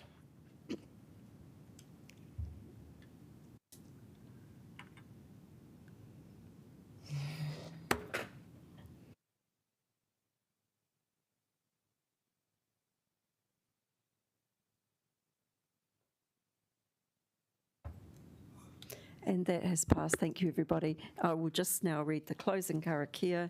I think that's it. Yes. Una hia, ki te uru tapanui, ki wātia, ki mama, te nākau, te tinana, te wairua, I te ara takatu. Koe rā I rongo, whakairia aki ki runga, ki wātia, ai rā, kua wātia. Thank you.